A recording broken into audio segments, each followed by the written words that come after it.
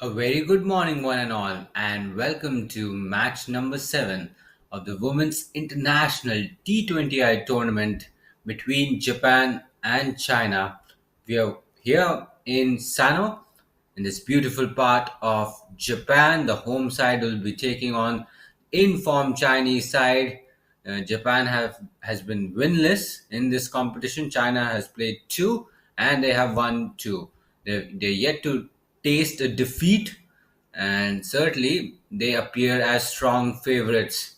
But Japan, playing in their home turf, will be looking to make some amends. They lost their first game and the second game was washed out. Uh, Surely they need to find a way to bounce back. This is the time, this is the opportunity to make an impact. And the toss has just taken place.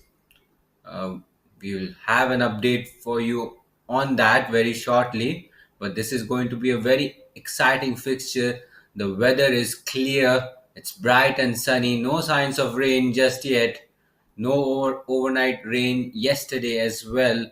So, all in all, an exciting day of cricket awaits us here in Sano, and we have an update. So it's Japan who won the toss, and the home side has elected to bat first. And I think that is what China were hoping for. They want their bowlers to fire up front. Ruik, who was in such destructive form in match number one and match number two, it'll be a third game, and she'll really be looking to swing the ball in the air and cause some havoc for Japan. And Japanese batters will have their work cut out. It's not going to be easy. China have one of the most potent bowling attacks in this competition. The batting has been a little bit of a concern. It's a little bit of a gray area for them, but the bowlers have done most of the heavy lifting. We saw how Mongolia struggled yesterday against China. They could not even cross the 40-run mark. China will be hoping to do something similar, but Japan, the home side, they know what the conditions are. They've played quite a lot of cricket on this ground at this venue. They know this venue from inside out, so they'll be looking to offer a little bit of challenge and resist China. So live action coming your way in just a few minutes time, and we'll be up and running very shortly.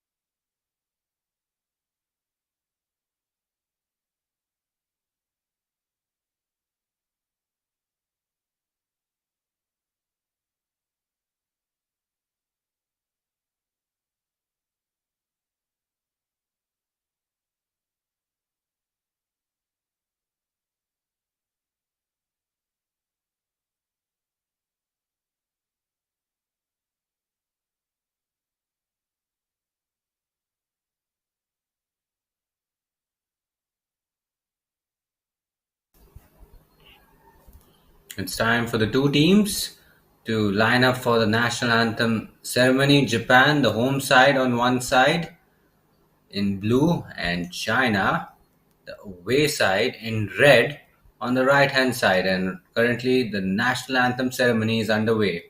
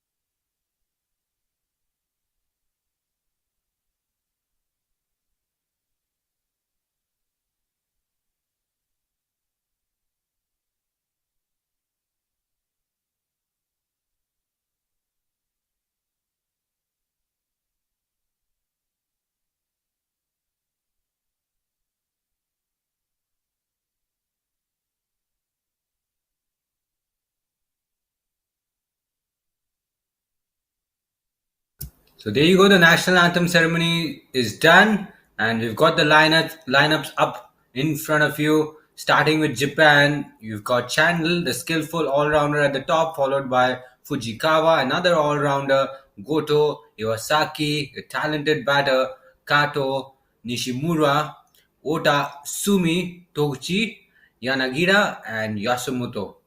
That comprises the playing 11 for Japan. We'll have a look at the playing 11 from China in just a moment.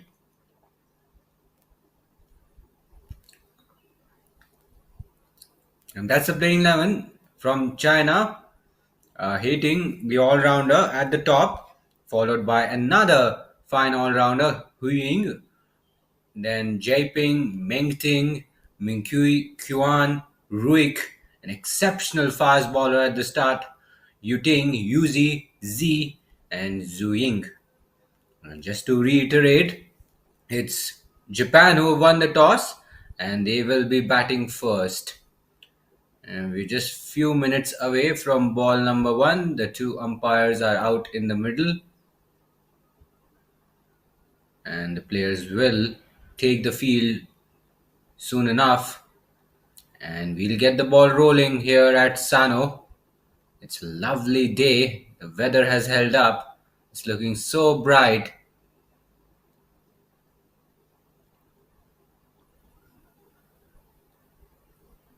Hopefully, the rain stays away and we should be able to see a cracking double header.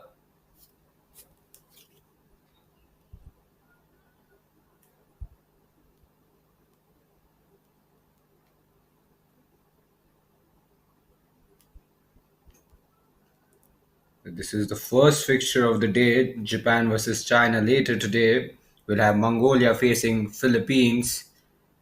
Both teams are yet to register a win, so that'll also be an interesting afternoon battle. But focus, all the spotlight is on this current fixture. Japan, the home side, they've got their backs against the wall. They need a win under their belt to keep themselves alive in this competition. China, on the other hand, have hardly put a foot wrong. They are off to a very good start in this tournament. They're in the midst of a stellar run, and a win here can really help them solidify their chances. It'll help them get to the top, help them get closer to the playoffs. And no surprises here. It's Rick. She'll be opening the bowling for China. No guesses there whatsoever. And she's been in devastating form. She's a destructive force with the ball, and especially with the ball moving around, she can cause a lot of problems. Now, it'll be interesting to see if she can get the same amount of movement today because the sun's out. The moisture which was assisting her in the past two games has dissipated quite a bit. So Ruik will open the bowling for China. Kato will be facing the first ball of the match. Ota, her partner, will be at the other end. And we're all getting ready for ball number one. No slip in position yet. There is a forward backward point and one player at short third. So they're trying to reinforce the offside field. And what's going to be Ruik's line? She'll certainly be looking to shape the ball in. She'll try to get it full. Here we go. Ball number one coming up. Straight away, quite a lot of movement, and Kato gets an inside edge on that one. She'll hurry through for a single, and Japan are immediately off the mark. First ball. That will make her feel better.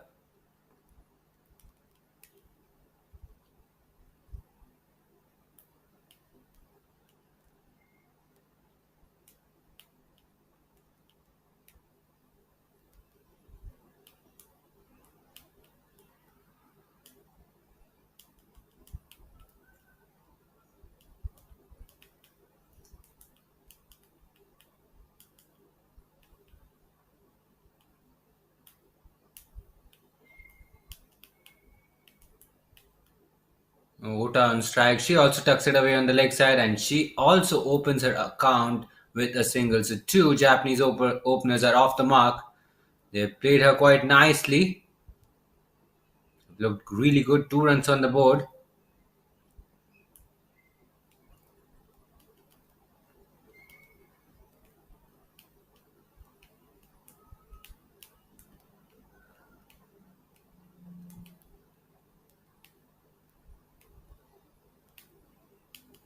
Nicely cut away, just wide of the fielder at forward point. And another single. So three consecutive singles, something you don't see very often from Ruik. She's always at you all the time. She's always keeping things tight. But now we've seen three singles against her early doors.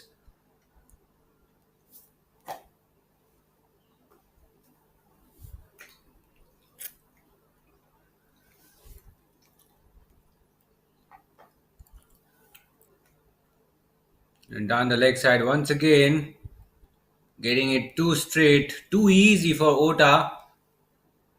Does not get any bat on it, but it's leg by. So Ruik just not getting her line right against the left-hander. There's nothing wrong with her line when it comes to bowling to Kato, who's a right-hander with the left-hander at the crease. She seems to be struggling a little bit. And this is good positive batting. No dot balls.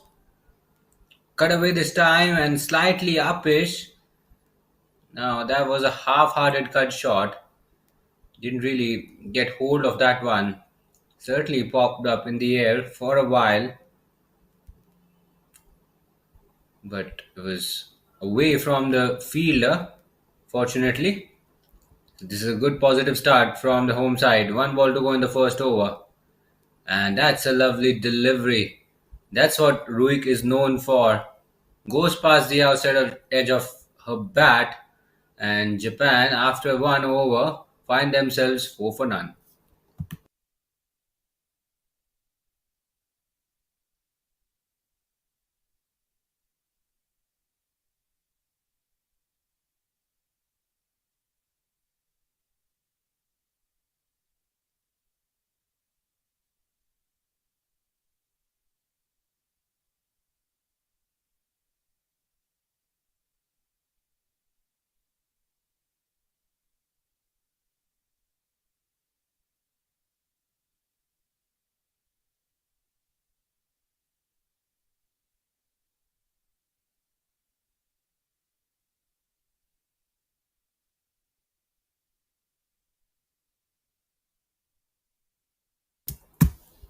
So Kyun will be bowling the second over, and that's what the strategy has been for China. Pace from the other end, Ruik will open up the proceedings, and Kyun will be complimenting her. She'll be bowling the next over from the other end.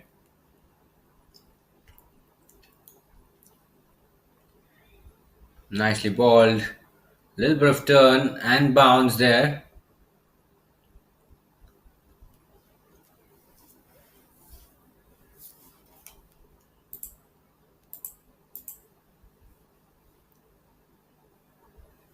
She tries to swing that one away and she gets it away and she picks up a boundary, first boundary for Japan early doors, and they are really making a strong statement against the informed Chinese bowling attack. Kyuan just gets her radar wrong slightly, gets it too straight. Ota gets low on her knees and just whips that one away towards vacant backward square leg region. Excellent placement, picks up her first boundary and first boundary of the Japanese innings as well.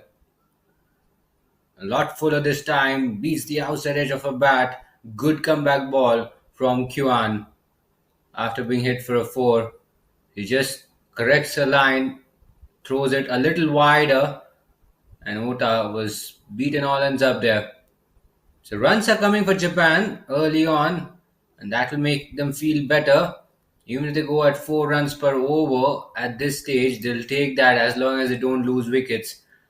So the openers are getting into their work gradually. These are good signs for the home side. One ball to go. It's been a successful over for Japan. Loopy delivery missed out yet again, but no real problems there. And Japan managed to pick up 4 runs in that over. So it's 8 for 2 after the completion of 2 overs.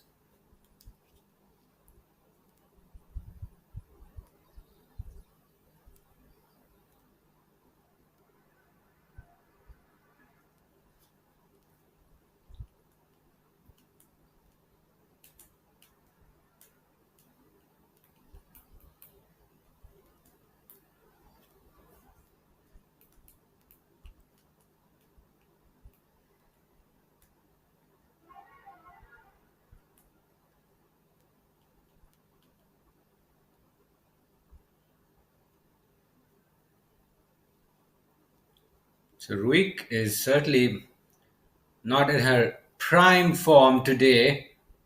And she's gone for a few runs. She's gone for 4 runs and she's gone wicketless, which is very uncharacteristic because in the first two games she wreaked so much havoc on the opposition, picked up wickets for fun in her first couple of overs. She would end up taking three or four wickets. Now she chips it in the air, down the ground towards mid on. In fact, past the fielder at mid on as well. Will they come back for the second? They do. Ruik just being a little bit erratic with her control, with her direction a little bit. And the Japanese openers have capitalized on it big time.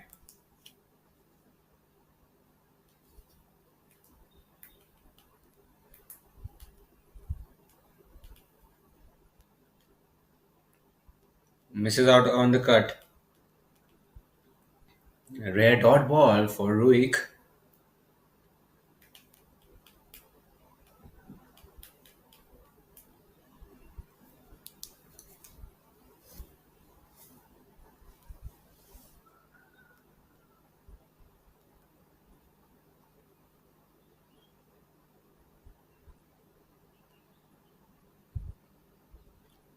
Driven uppishly on that occasion, just does not carry to the fielder at extra cover. You gotta be careful.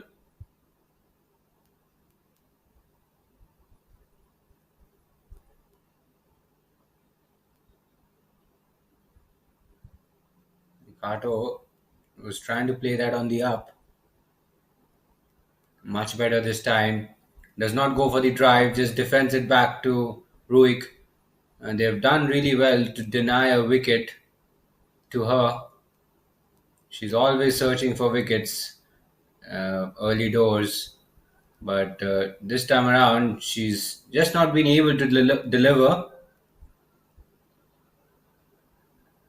Cut away, but good stop by the fielder at forward point position. That ball was traveling.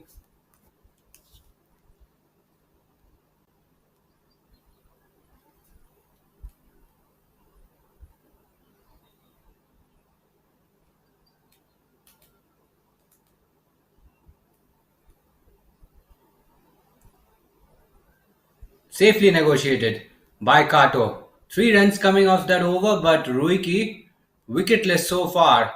And after three, Japan are 11 for none.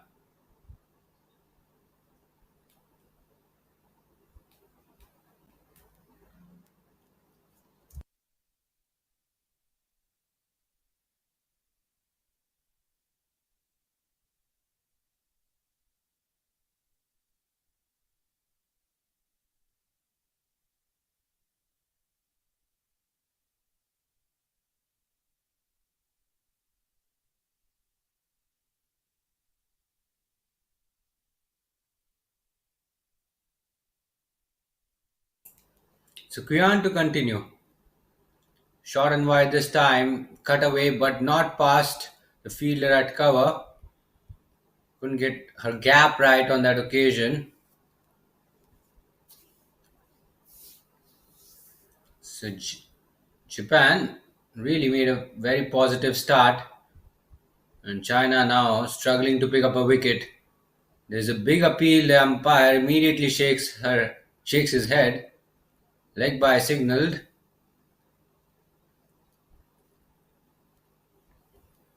And that was a very good delivery from Kyon. Had Ota in some degree of trouble.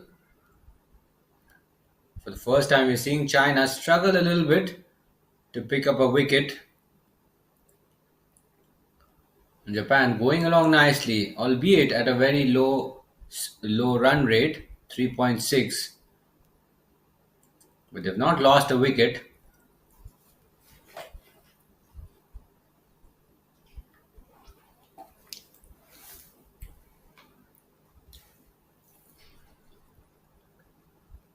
Chips it in the air and just to the right of the bowler, slightly aerial, directed at the bowler's end. So much happening. Another tentative shot from Kato. She played a drive on the up in the last over, got away with it. This time around, fortune favouring her as well. That was a gentle push straight back to the bowler, perhaps to the right of Kyon. She's not able to get there. This time driven to the left of the bowler, and she hurries through for a single. So they've been able to rotate the strike. That's a positive feature of this partnership. They've been able to rotate the strike. They've been able to get singles and doubles. So they're getting those singles and doubles going in, and and that has helped them really exert some dominance on China. This time she tries to oik it away across the line, but she misses out.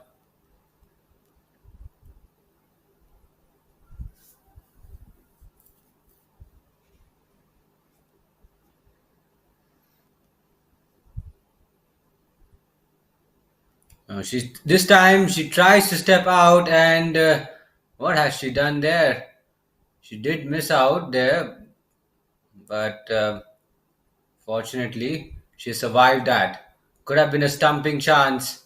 Kyon was very probing in that over. After four, it's 13 for none.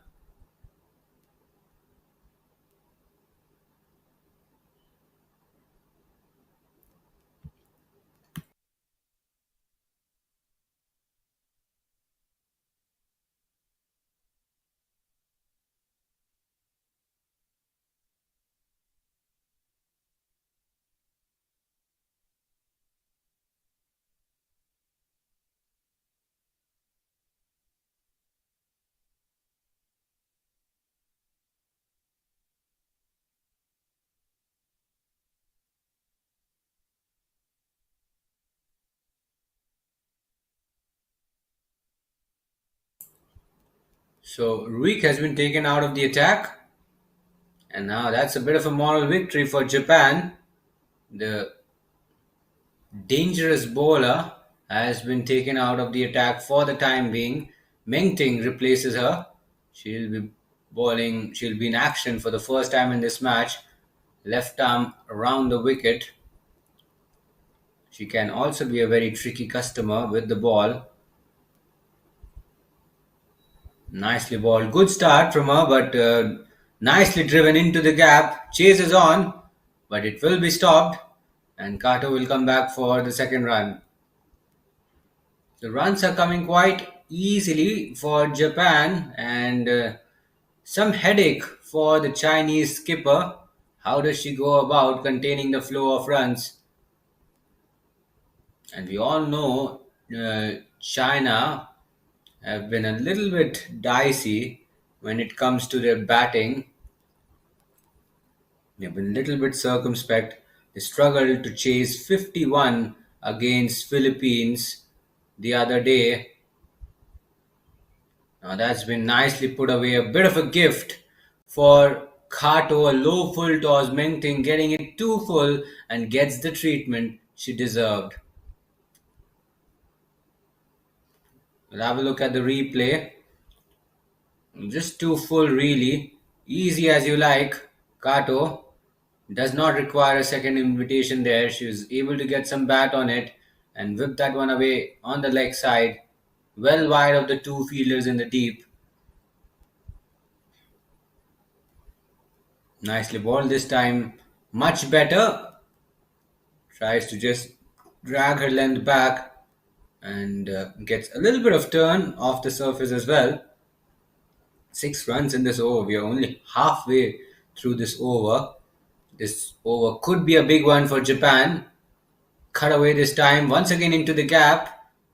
The fielder gives it a chase. And oh no, they're trying to go for the second run. A risky second run. The throw not quite accurate enough at the striker's end. You gotta be careful. I'm not sure whether the second run was on, but in the end, Carter was comfortably home. Now she's done the bulk of the scoring for the home side, 13 of 16. Really positive knock from her, and she's just got a start, and things are looking really, really good for the home side. They really got off to a positive start with the bat, and they can go on to score a big total. 8 runs of this over. Meng Ting will be slightly disappointed. In China, just not able to contain the flow of runs, and wickets are hard to come by. Bowlers, for the first time, are struggling just a little bit in this competition. End of the over, a successful one for Japan.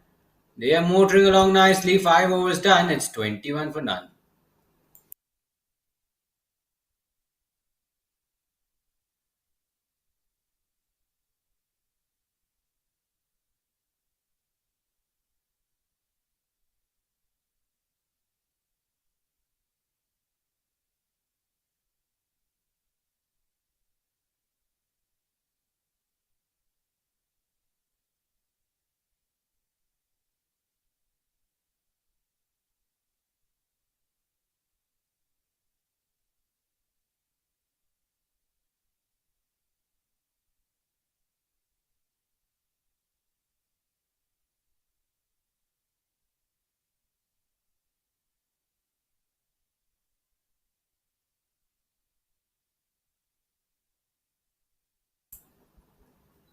So Huing comes into the attack for the first time. Last over of the power play. China searching for wickets. That's a loopy full toss. That's been clubbed away on the leg side, but straight to the fielder at deep mid wicket. Will just be a single.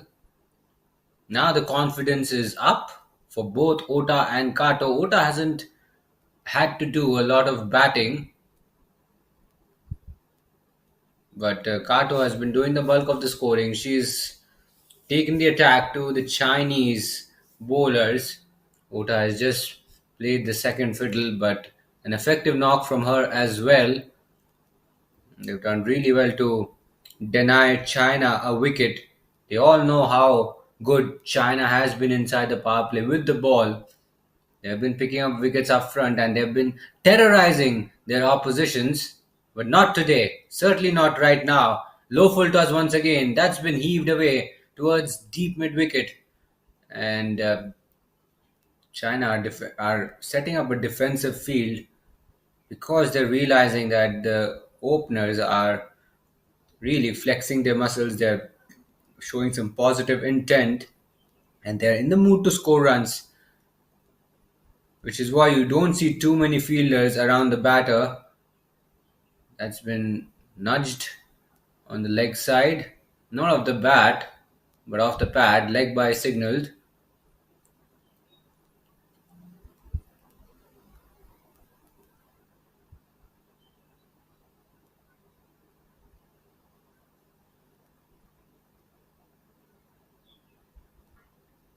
Slightly on the shorter side, cut away into the gap between cover and extra cover.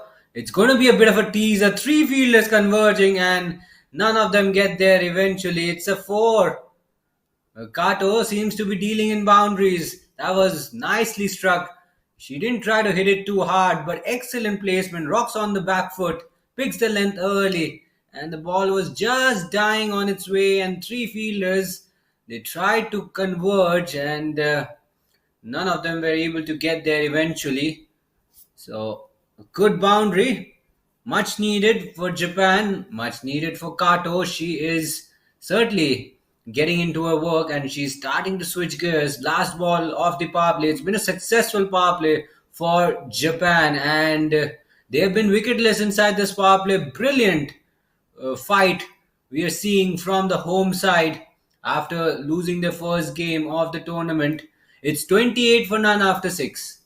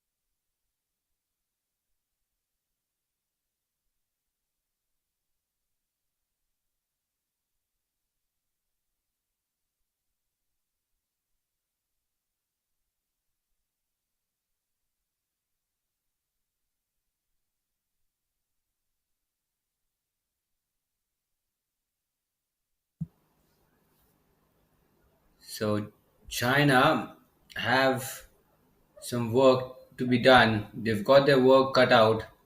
They need to find a way to break this partnership. Play and a miss. Beats the outside edge of her bat.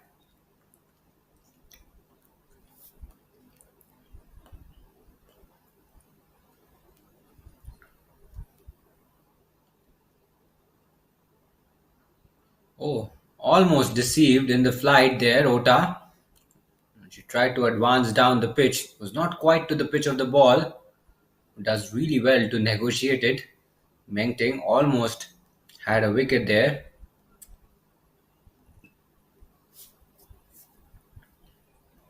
Low full toss on the pads. That ball dipped quite sharply. Once again, Ota was deceived, but this time around, the ball was probably going down leg. as per the umpire's opinion. And now a little bit of a chit chat between Kota and Kato. She's faced three dot balls. Kato, correction, is probably advising Ota to just get off strike. Need some runs. Need some runs almost every ball. Now that's a drag down and that's been heaved away. She will not miss out on those opportunities, but I don't think she's hit that cleanly enough. Lofts it in the air, but not long enough. She'll take a couple of runs. That'll make her feel better.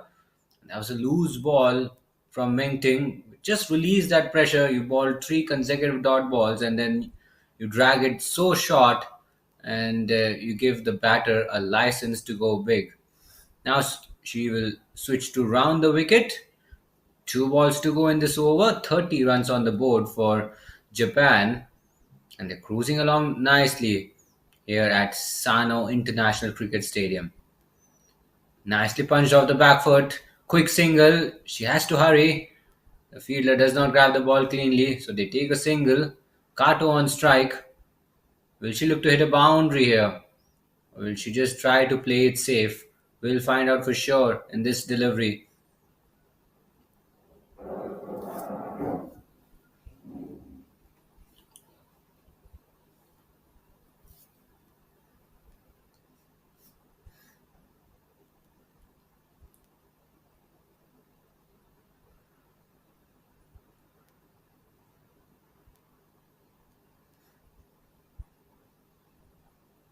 She goes deep in her crease, gets low, paddles it around the corner.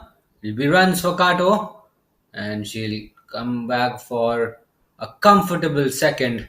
So another good productive over for Japan comes to an end. 5 runs coming off it. The scoring rate looking really healthy at the moment, 4.71. And after 7, Japan are 33 for none.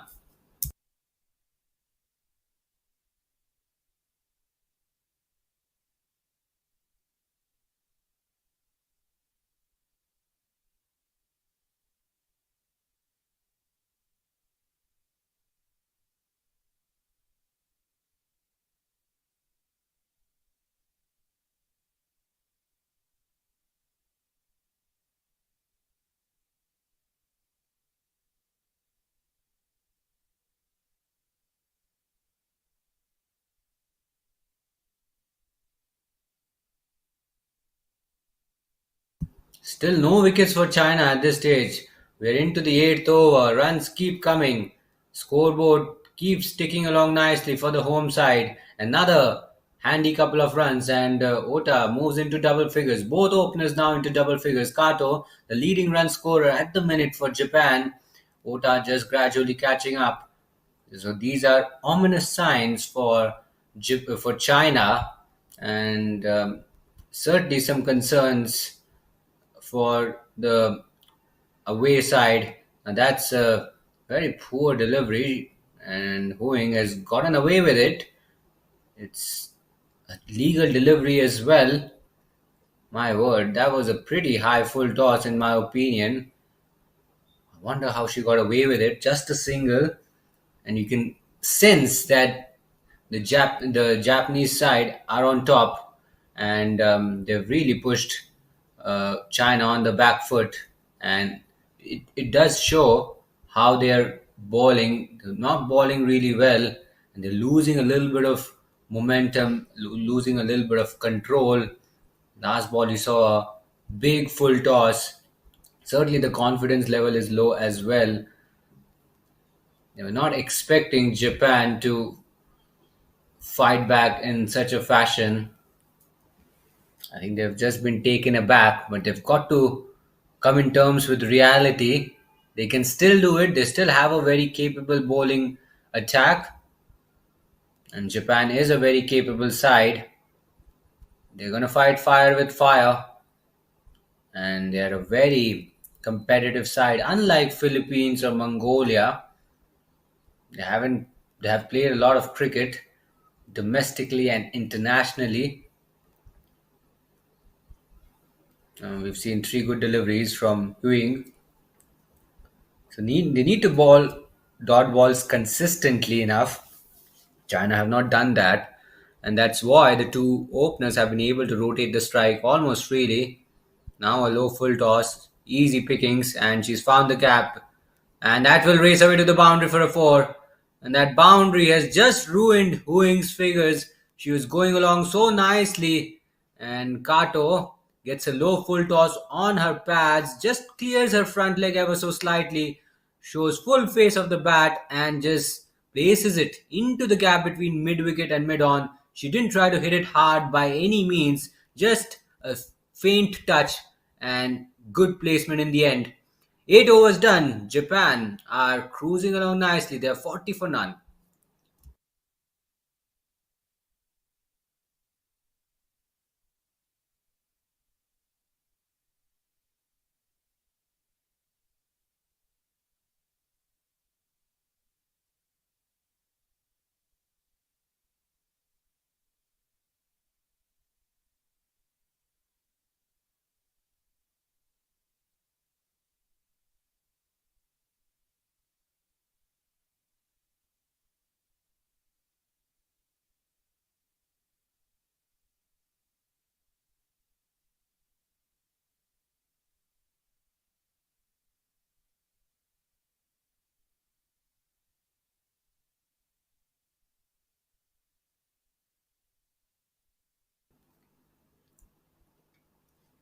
China not able to break the partnership. Will they be looking to? Oh, what's that? Kyoan just reminding Kato to stay inside her crease. And that's the last thing Japan wants. China looking to pick up a wicket any which way possible, albeit of a man-cat. Even though if it's a man-cat, they won't mind that because we've seen sheer domination from the home side, and China have been a little clueless. They've just not been able to exert their dominance, unlike the previous two games. And in all likelihood, they're going to be chasing their highest score of the competition, which is really going to test their fragile batting lineup. They've been fidgety with the bat. We've all seen glimpses of that when China played their first two games, but they've not been defeated yet. They've got two wins under their belt. Japan are yet to get off the mark in this tournament, so that's a positive for the visitors, for the Red Army. They've got two wins under their belt, win percentage of 100% in this tournament. So they should not be looking to lower their guard. They should not get disheartened. There's still light at the end of the tunnel for China. They can pick up few quick wickets. You just never know. There's still 10 overs to go after this one. 11 overs to go, correction. One brilliant catch, one brilliant piece of fielding, one terrific ball. That's all they need. They just need to find a way to break this partnership and disrupt Japan's momentum a little bit. They've got the firepower in the bowling lineup. Kyun has been quite economical with the ball.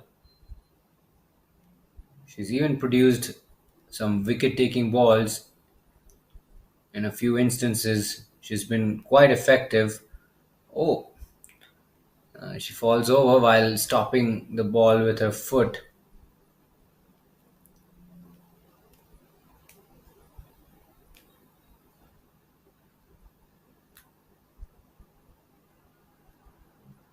The last ball of the over, just 2 runs coming off it. Turning out to be a successful over for China. That's been heaved away on the leg side, slightly upish. Collected by the mid-on fielder. Collects it on the bounce. Could have gone all the way into her hands. Gets away with it. And after 9, Japan are 43 for none.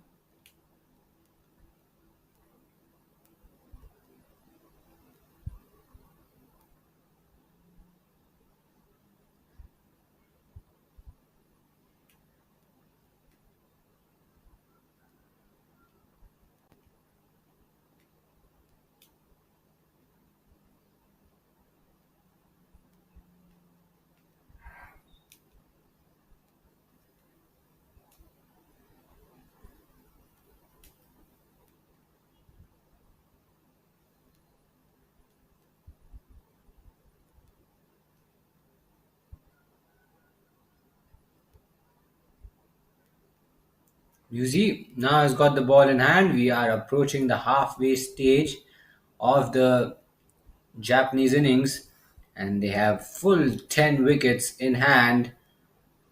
They're looking for a big score. They certainly want to get above the 100-run mark. And if they do that, that will be more than enough for them to challenge China. They'll be very, very relieved if they get anywhere close to 100. And that's a drag down, a poor delivery down the leg side. Ota just helps that on her way.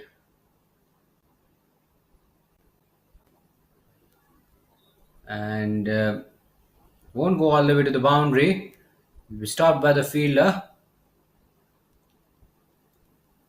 But that's not a very good delivery to start with. And now a full toss this time. First delivery was too full. This ball was too short. First delivery was too short. This ball was too full. So Yuzi has been all over the place in this over. And that ball had four written all over it. Look at that. Two loose. And Kato does not require a second invitation. Just hammered that one away towards deep backward fine leg region. And the fielder in the deep tried to get around it, got a hand to it, but was unable to stop that ball from crossing over the ropes. On the pads, turned away towards deep square leg. Score moves on to 49, just one run shy of 50.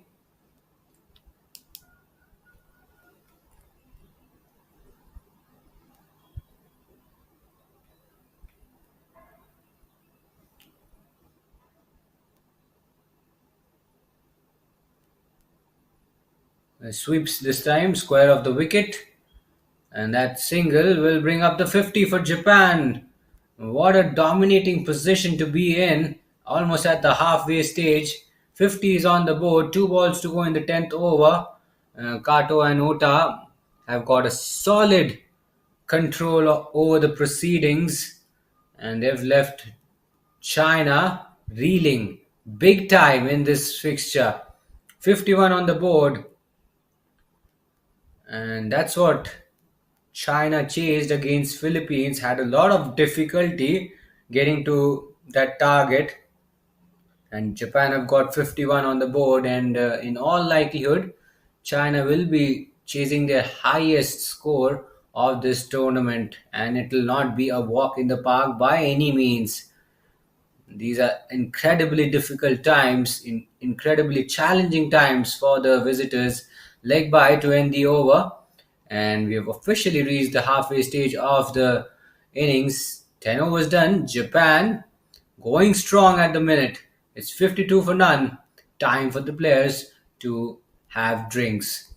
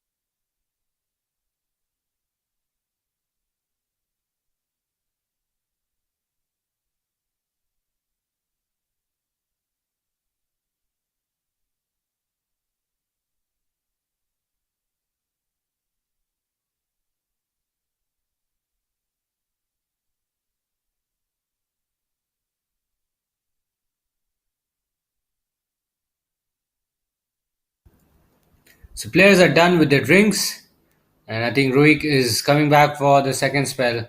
Captain must have had a chat with her. She wants her to strike, and she's been their strike bowler for such a long time. Now the pressure is really on them. They've allowed the two Japanese openers to register a 50 run plus partnership. It's a 50 plus partnership, and the two have really set the tone. Ota and Kato, they really set the tone early doors for Japan, a platform for the home side to post a big score. And anything above 100 will be a match winning score for Japan, that's for sure. Ruik, what can she do? She's struggling a little bit with her line, especially to the left hander. She's fired it down the leg on numerous occasions. She's got to bowl a little wider around the off stump line in order to have some impact. Anything down leg, just too easy. Much better this, much better. A little bit of movement away from the left handed batter. There was an appeal made, but it was only out of hope. There's nothing on it, there's no feather on it. Ota has made a very decent contribution. Strike rate has been on the lower side, but she's looked a little compact. That one was chipped in the air, not really far away from the fielder, but she's been able to rotate the strike. She's not scored that aggressively like Kato, who's really been active. She's been a live wire and she's been scoring aggressively. Ota is more than happy to just knock it around and give the strike back to Kato.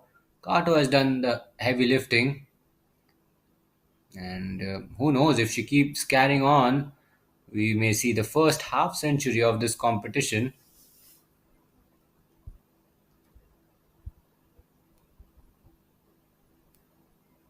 Low full toss this time, gets her Yorker wrong. She works that one away on the leg side, and well, that's been stopped with two fielders converging on the leg side. One of them manages to put the stop and certainly saves a certain boundary for her side.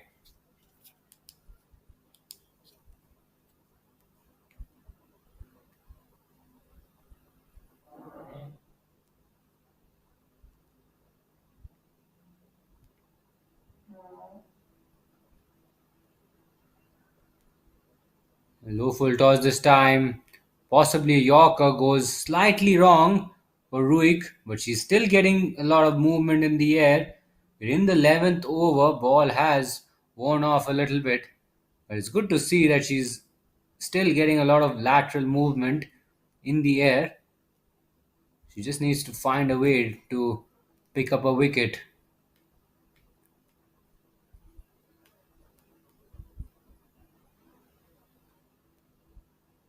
And down the leg side, and fine leg was up. She's not able to get it past the fielder there, otherwise that would have been a boundary.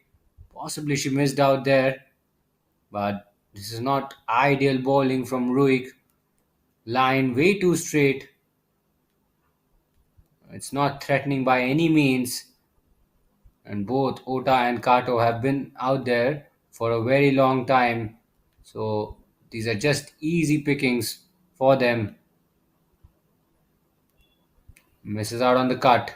Slightly better ball from Ruik, but wicketless. She's done with 3 overs. She's got an over to spare and she's been wicketless. Very uncharacteristic, but China's definitely struggling a little bit here. It's 58 for none after 11.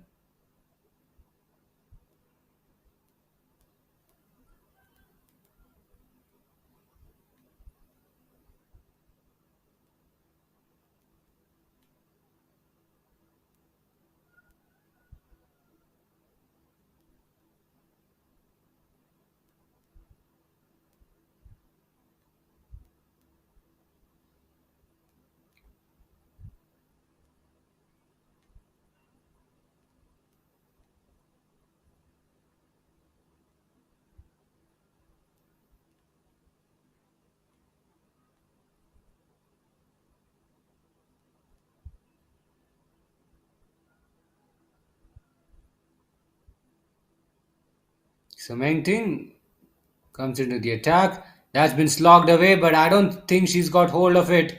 She didn't get the elevation right.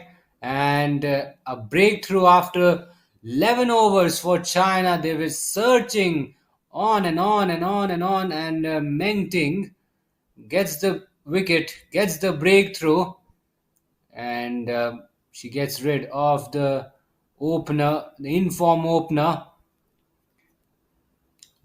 Japan now have lost their first wicket. It's 58 for 1.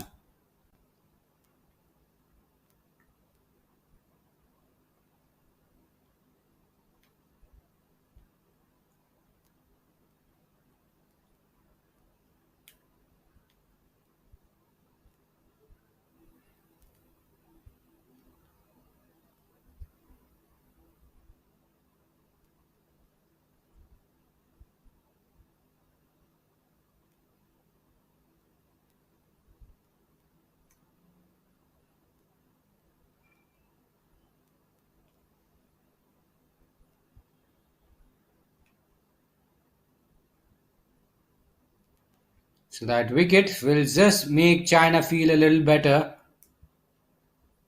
Kato has just lost her partner. What will be her approach? Will she keep batting aggressively or will she just slow down a touch? Yanagira walks out to the middle and she's marked her card. Japan still in a very good position. They've got 58 runs. They've got 8 overs to go after this one. 100 looks a possibility. Oh, nicely balled once again. Now, was there an edge? Not sure, but certainly Yanagira was beaten all ends up. A sharp spin as well.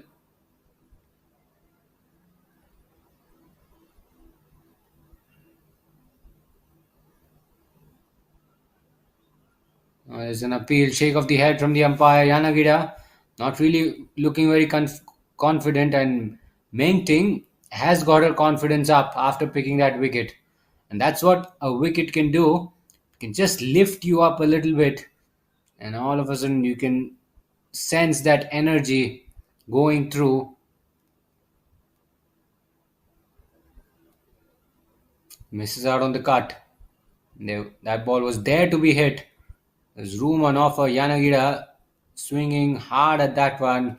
Does not connect, and she's gone 3 balls without scoring. Pressure will be building on her. She's got to hit this ball into the gap.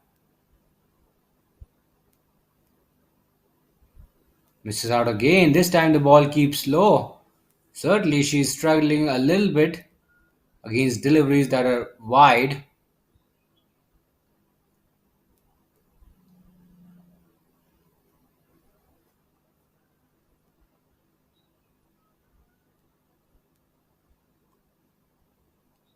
Make it 3 in a row. She's tried to cut on 3 occasions, and in all 3 occasions, she's failed to get bat on ball. And a very fine over from Meng Ting comes to an end. It's 58 for 1 after 12.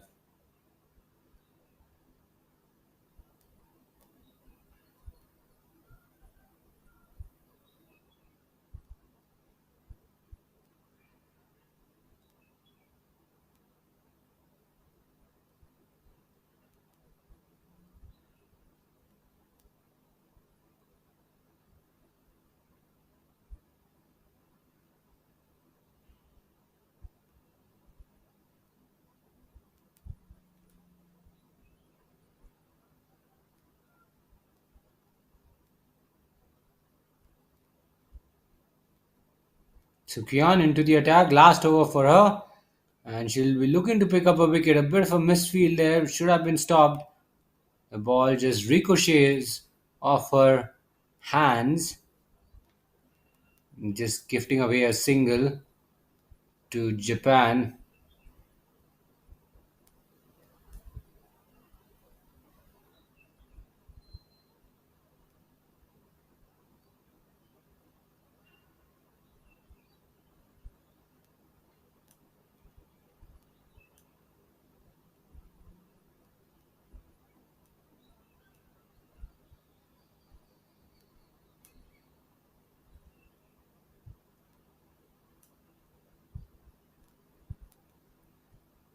Yanagida struggling. She is struggling big time. She's not been able to connect the ball with her bat, and she's been beaten past the outside edge of her bat on a number of occasions. She's got to come up with a game plan, a better game plan to tackle the threat of anything which is pitched outside off stump. On that occasion, she gets off the mark. That will release some pressure. 1 of 7 for her. Score moves on to 60 with that single, and that wicket certainly has slowed down the scoring rate. Scoring rate has gone under 5, and that could have been a wicket there, almost a chance. Kato just pushing hard at that one. Ball nearly carries to the fielder at short mid wicket. If China pick another wicket, they'll be on a roll. Certainly, that wicket, the fall of the first wicket has slowed down the Japanese innings considerably.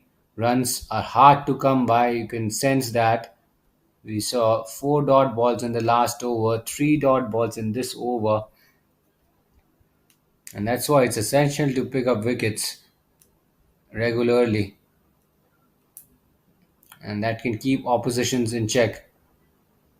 Not really getting hold of that one, Kato. And end of another fine over from a Chinese bowler. Just 2 runs coming off it. It's 60 for 1 after 13.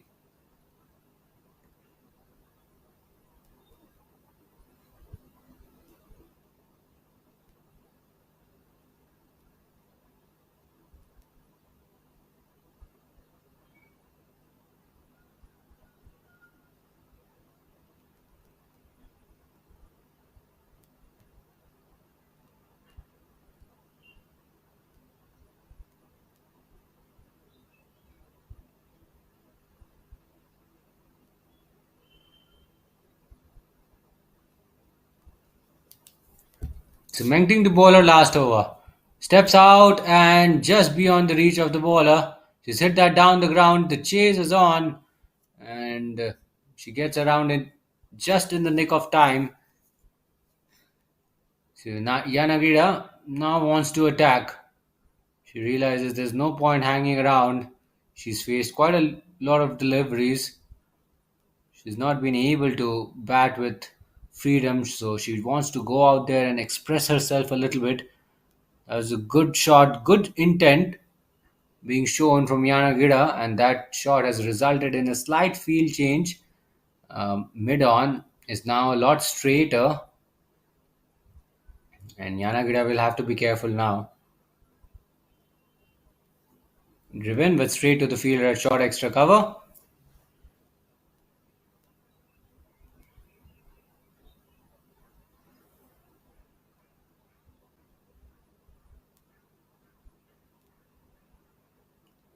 He slogs it away in the air, not really getting hold of it. Ball lands safely inside the inner ring. And they'll take a single.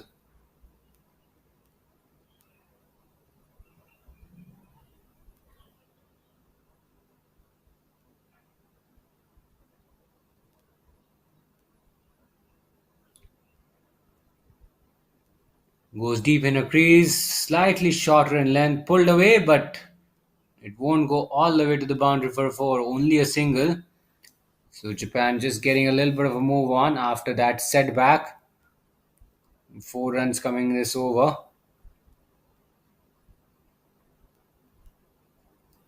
And even if they score around 5 runs every over from here, it'll still take them to a very good score. It'll take them at least close to 100, if not 100. Now that's been lofted in the air, but towards long off, who collects it on the bounce. So some aggressive intent being shown here from Yanagida. And she was off to a very slow start, but now she's catching up 5 of 11. Strike rate just a shade under 50. Kato on strike. And Kato has done the bulk of the scoring. She's held the Japanese innings together. She's anchored it quite nicely. Can she finish it off? This is stumping appeal and given this time. So the Change of angle for Mengting has worked. She's picked up another major scalp, and it's Kato who's looking so good, batting on 36, gets undone in the flight. A little bit of turn away, I think, and a sharp piece of glove work by the keeper. She removed the bails in a flash, and the two Japanese openers are back in the hut. China are making a bit of a comeback. They're clawing their way back into the contest. 14 overs done. It's 65 for 2.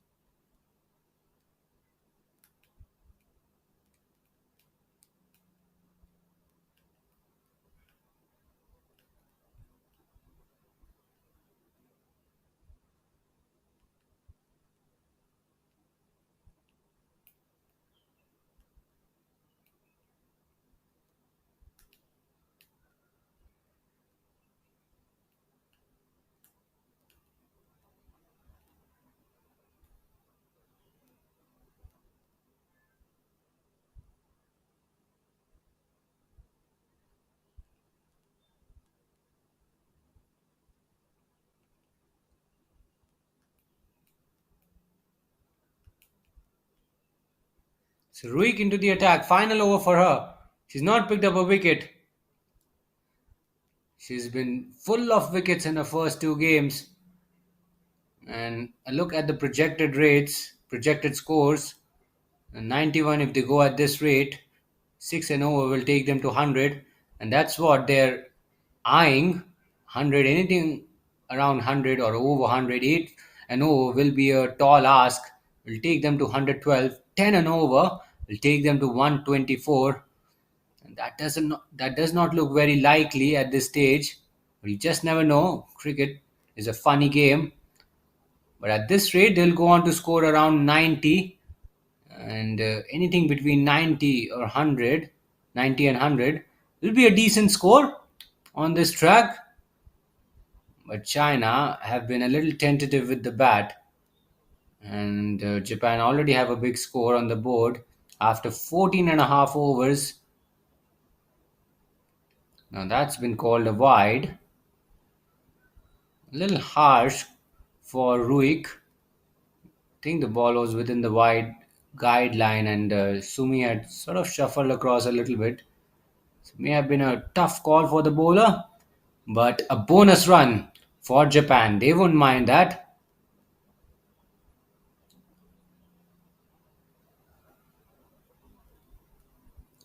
Swings that one away, hammers it down the ground. Sumi has gotten off the mark. And both Yanagida and Sumi not showing any signs of nerves while facing Ruik, who's I think been the leading wicket taker of this tournament. Certainly the highest wicket taker for China in this tournament. But today it's been a tough day in the office for her. She struggled, and she's been wicketless. Economy rate has been really good, under 4. There's no problem there. But she's not been able to strike and give her side that edge over the opposition. She does really well early doors. She gets the ball to nip around. She picks up wickets. She attacks the stumps. She completely bamboozles the batters early on. But on this occasion, the Japanese batters had their work cut out. They had done their homework. They knew what was coming. They were very watchful. They were very confident. They believed in. They believed in their strengths, and the openers have done their part. That's for sure. They have established a very reasonable base. Now that's been nicely driven, slightly aerial towards deep extra cover. And they'll try to come back for the second. This could be close. Oh, the ball was not grabbed cleanly by Ruik. Had she done that, the non-striker was gone for all money. A direct hit was needed. Even though if it was not a direct hit, Ruik should have collected the ball cleanly. It would have been curtains for sure for the non-striker, and it would have been an absolute tragedy for Japan, that's for sure. Punched off the back foot, but straight to the fielder. Can't squeeze it through the infield. And Ruik finishes off her spell. Another over ticks by. And China are not allowing Japan to get off the hook.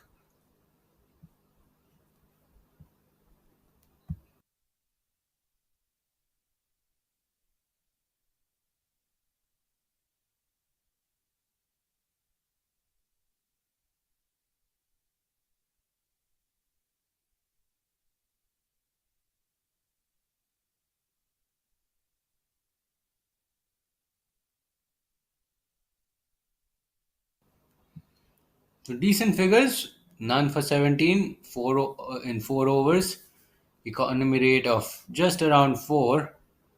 But she's been wicketless for the first time in this competition. Yuzi has got the ball in hand.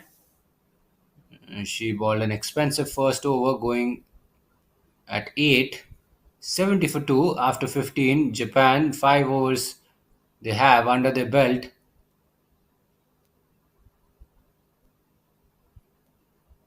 To go at 6 runs per over, it'll take them to 100. So 100 is still a possibility. But they need to get a bit of a move on. They cannot afford to sit back and wait for something to happen. Cut away this time. Oh, this could be trouble. This could be trouble. Absolutely suicidal running between the wickets. Yanagira was off as soon as she hit the ball. Sumi was not at all interested. There was no run there whatsoever. The ball went straight to the fielder at short cover. You cannot take a run. She was off. Look at that. And she was a long way out of a crease. And the keeper had all the time in the world to break the stumps. And another wicket falls for Japan. China are beginning to stage a bit of a comeback towards the back end. And Japan need a partnership. They need a partnership here to just resurrect the ship a little bit. They still have 28 legal deliveries left. And they're losing wickets quite regularly. That was poor running between the wickets. That could have been avoided. 71 for 3 is the score. We're almost halfway through the 16th over. Can China keep Japan under the 100-run mark? If they do that, that'll be a big moral victory for them, but they need to be aware that it'll be a big score, it'll be a big target ahead of them, and it's certainly going to test their batters big time. But at the moment, they seem to be clawing back into the game. They're not allowing uh, the home side to just run away after a positive start. The openers started off well, and now China are just trying to peg them back.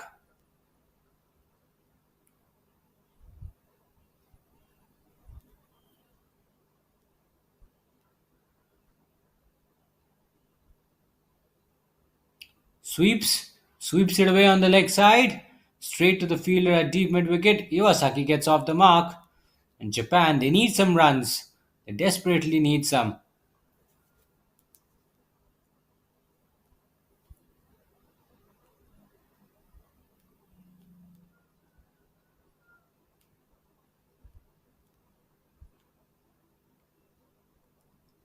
Cut away. Well, she's trying to play the cut shot. It's there to be hit. She missed out there. We'll have to re-ball that because it was a wide.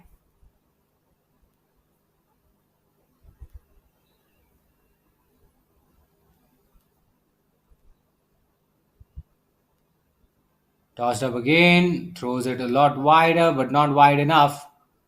Just within the wide guideline.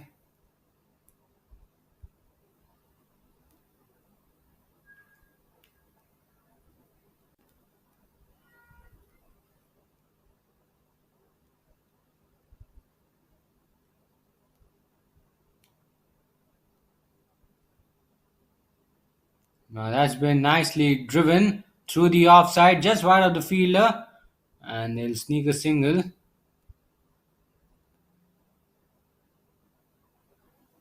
And that'll be the end of the over as well. 74 for 3 after 16.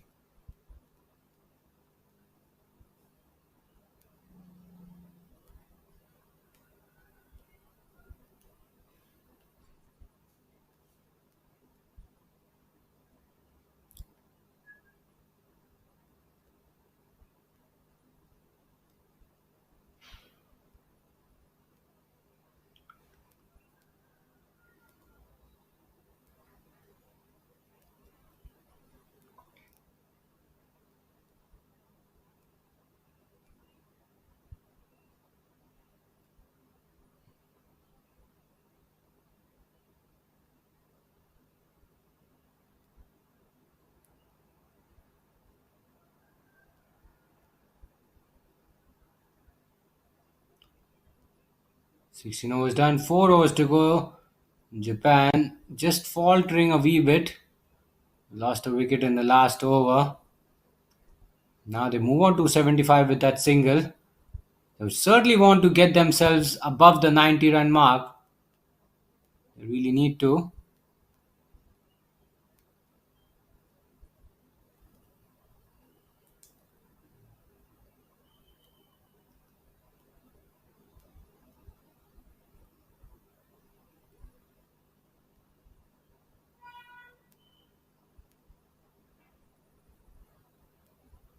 That's been pulled away in the air. Could have been an opportunity for China once again to grab another wicket and peg the home side back even further. Slightly aerial shot gets away with it.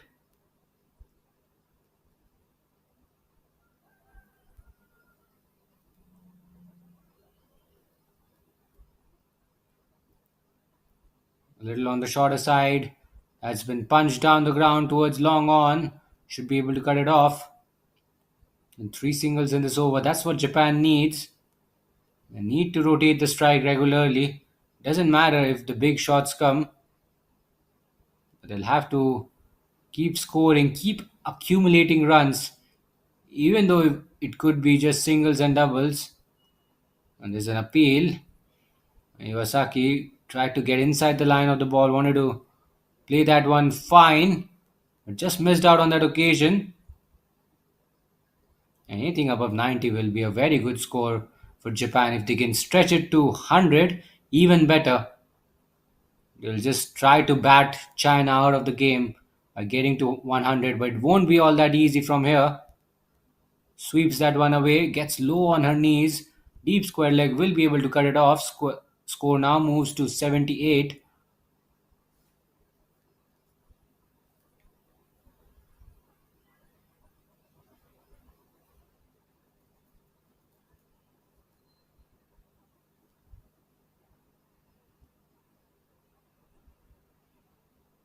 Oh, that's gone through, I think. Ooh, that was a very close call. Sumi probably would have got an inside edge on that one because that was certainly heading towards the stumps. She survives, and Japan are 78 for 3 after 17.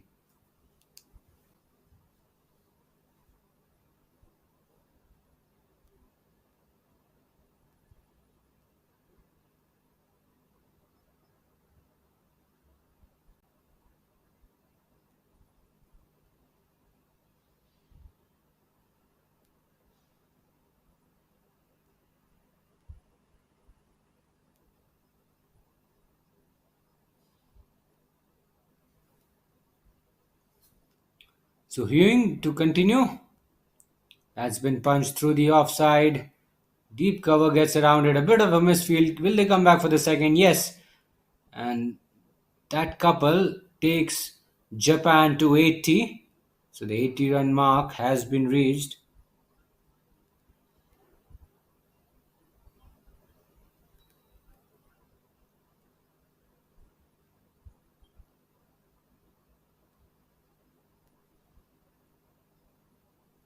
And that's just too short. That's been hammered through the offside. The fielder gives it a chase, and it'll be another couple of runs for Iwasaki and for Japan. And now getting a bit of a move on. 82 is the score. They're inching closer to the 90 run mark. and they would want to get close to 100, that's for sure.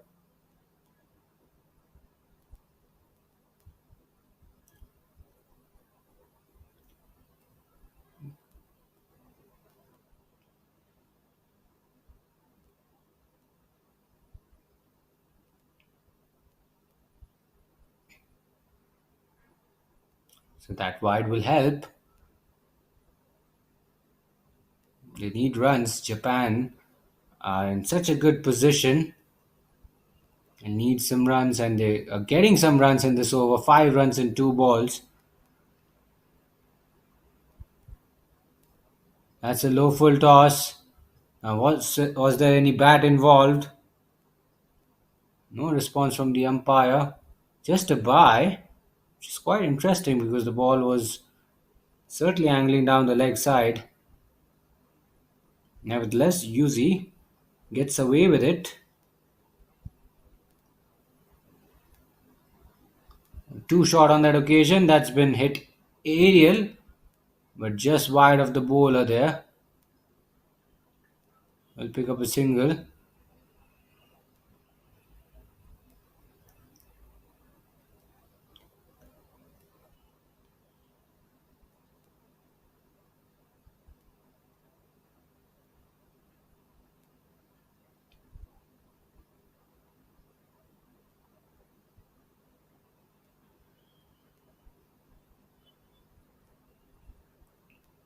Play and a miss on that occasion. A rare dot ball, and every dot ball will be like gold dust for China. They've already conceded a big total. They'll have a big target to chase, and it's not going to be an easy affair by any means.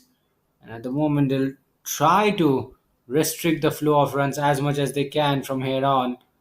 It's all about containing the flow of runs at this stage. That's been hammered just over the fielder at extra cover. Not sure whether she got a touch on it, but Iwasaki picks up a single in that delivery. End of the over. It's 86 for 3 after 18.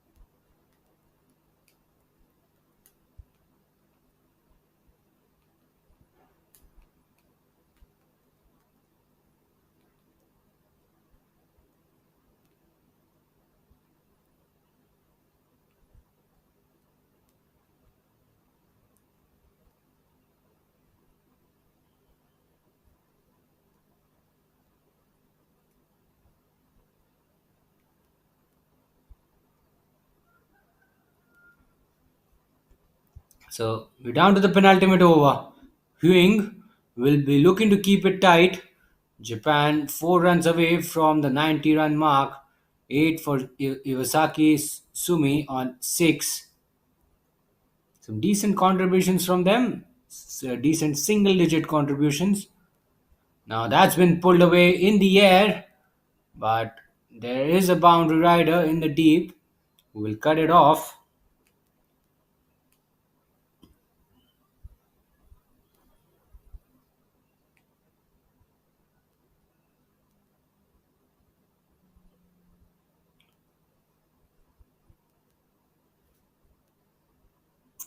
That's been whipped away once again towards the leg side, and that will be cut off. Another single.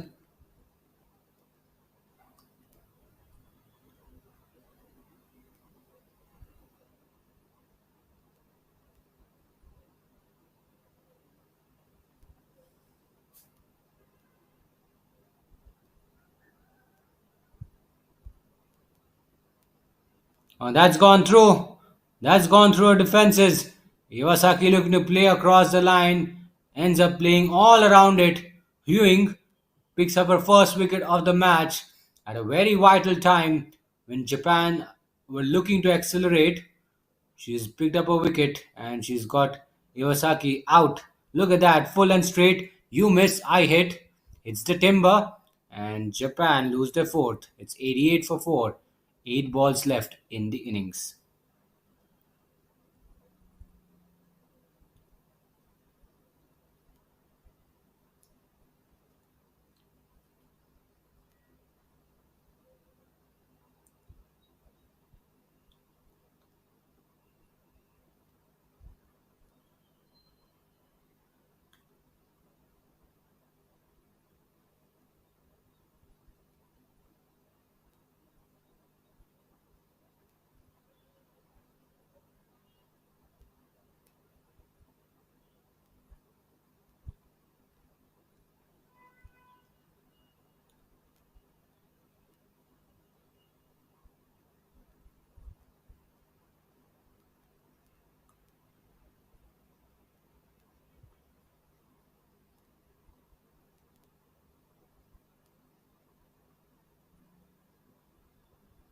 So Goto out in the middle, and Japan have got 8 balls left in the innings, and they've got to make the most of it.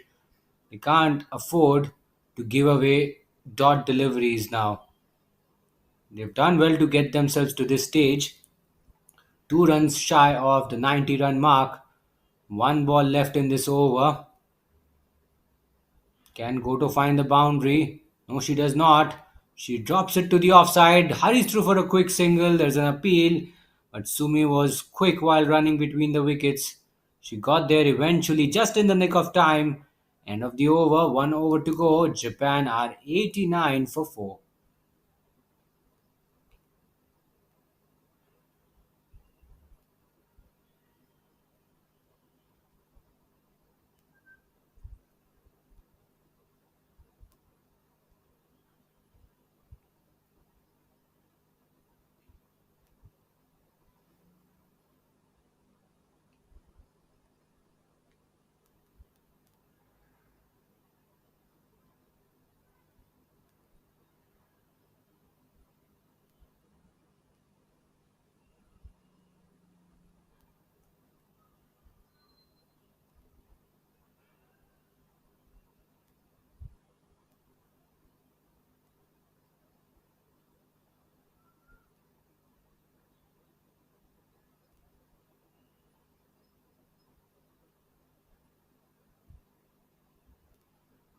Last over of the Japanese innings. She steps out. Goto. Has she got hold of it? No. Straight into the breadbasket of the fielder. And another wicket falls. Another one bites the dust. Goto, looking to go downtown, just chips it high in the air, but not long enough, I'm afraid. She's got to go back in the dugout. Good use of the feet. She did everything right. Just couldn't get the connection right. Mid off in position. Pouches it safely. And half the Japanese side dismissed.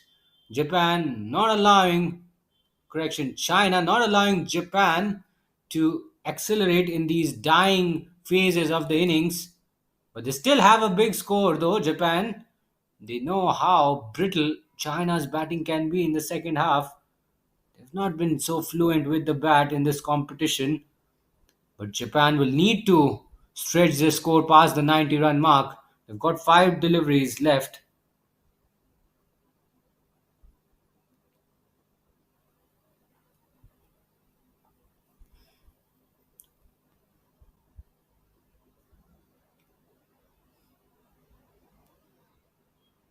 Short and wide cut away this time. Chandel immediately gets off the mark and takes Japan to 90. It's 90 for 5, 4 balls to go. Sumi will be on strike.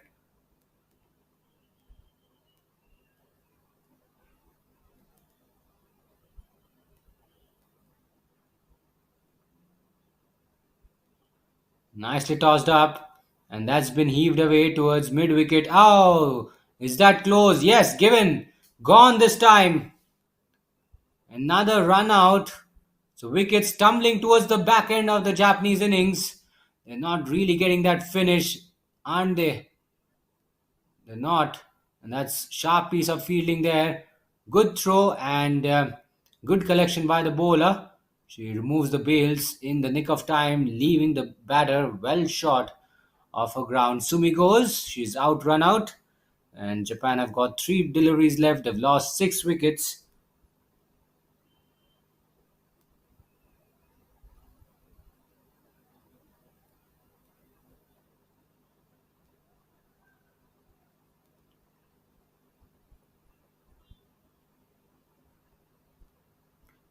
He steps out this time. Immediately gets off the mark. Correction, that's Chandel who's hit that ball. Now the new batter is out at the crease.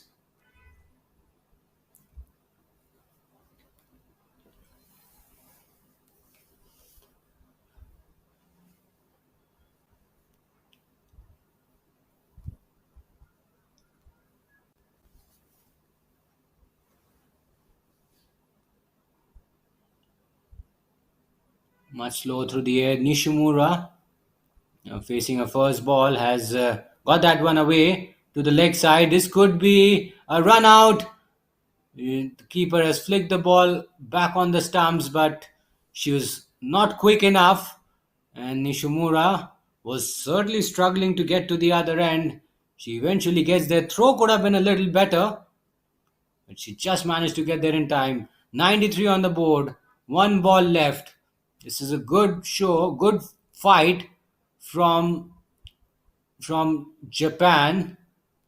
The way they have batted, the way their openers have set the tone, and that was really positive. But the other batters could not really get their act together, but they'll still be very happy with this score. 1 ball left. Last ball was a wide. This time it's gone high up in the air, and a simple regulation catch for the bowler, and the Japanese innings comes to a close. Wicket in the final ball of the innings, and China have done really well to restrict Japan to 94, but they'll have a big task up ahead. The target of 95 is going to be a monstrous target, and it is certainly going to test their batting lineup big time. Yuzi finishes off with figures of 2 for 24. Decent figures for her. We'll have a look at the Japanese batting card. The two openers, Kato and Ota, were very, very positive early doors. 36 for Kato, the pick of the batters, scored the majority of the runs. Kurumi Ota playing a second fiddle, a decent contribution of 18 of 32. But once the opening stand was removed, then there were not a lot of partnerships along the way. Not enough contributions from Yanagira, Sumi, Iwasaki. Iwasaki still tried to hang in there, 9 of 13. Decent knock from her, but not enough runs coming from the rest of the batters. But they still managed to get to 94 because Kato and Ota set a very solid foundation early on. Now, the bowling card for China, Ruik, much to everyone's surprise, went wicketless. Kuan was also wicketless, but the economy rates were absolutely outstanding. 2 wickets each for Yuzi and Meng Ting. Meng Ting was the pick of the bowlers, economy rate of 4.5. 1 wicket for Hewing. I think the economy rates were really, really good for the Chinese bowlers. They just could not pick up wickets up front, and that's why they're going to be chasing pretty big total, and that's the target. 95 is the ask for China. They need 95 runs to register their third win of the tournament. We'll be back after the short break. Stay tuned, everyone.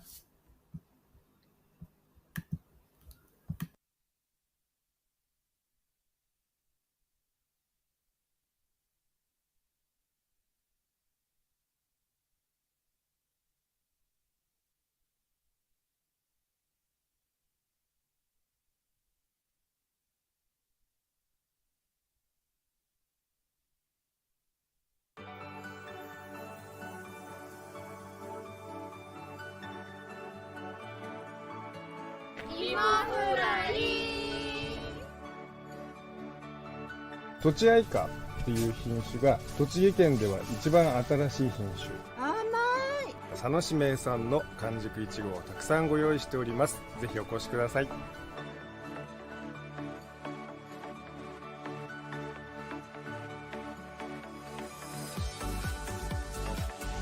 サネの美味しいイチゴを使ったパフェをぜひ皆さん作りませんか？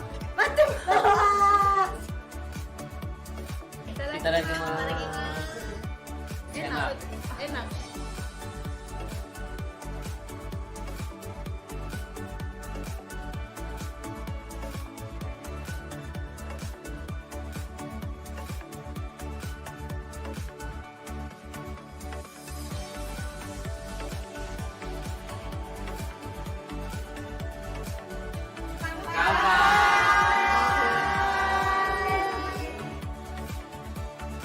昭和レトロ感のあるこの昔ながらのゲストハウスになってます。いろんな地元の人と交流できる場所です。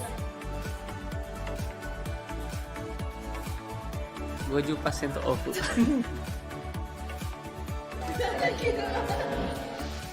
美味しい。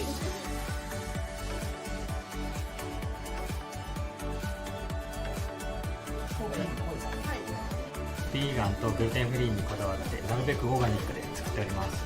皆様のご来場お待ちしてます。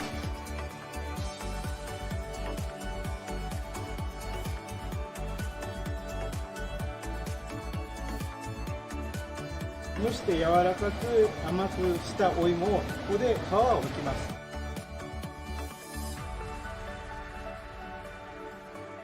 涙が出る。上にジャンプ、そうそう、上にジャンプ、そうそうそう、そのまま。いらっしゃいます。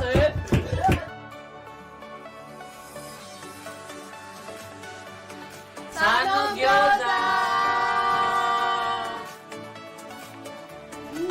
おいしい。チェックしよう。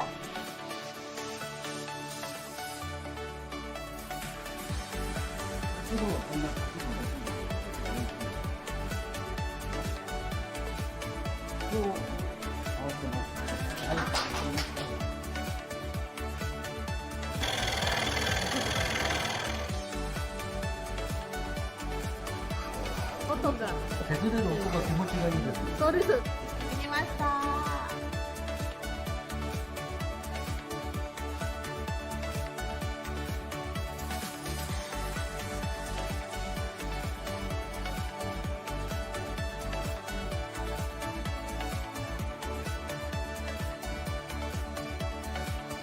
いただきます。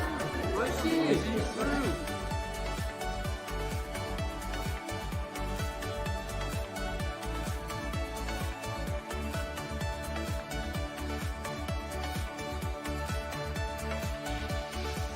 陰影をつけて描くと絵が生き生きしてくると思います。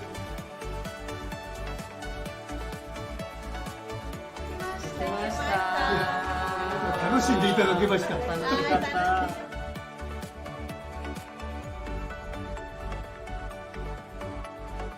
ど真ん中タヌマ。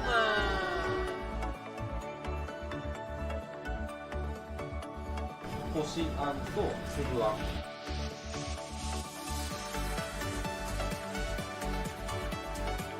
佐野市がおすすめしている B 級グルメ、芋フライと黒唐揚げ、ぜひ食べに来てね。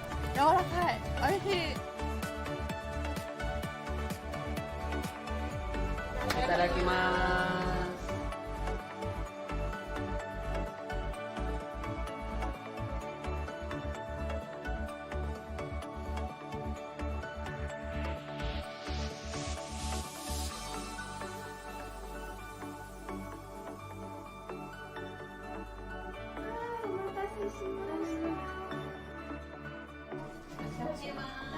いただきます。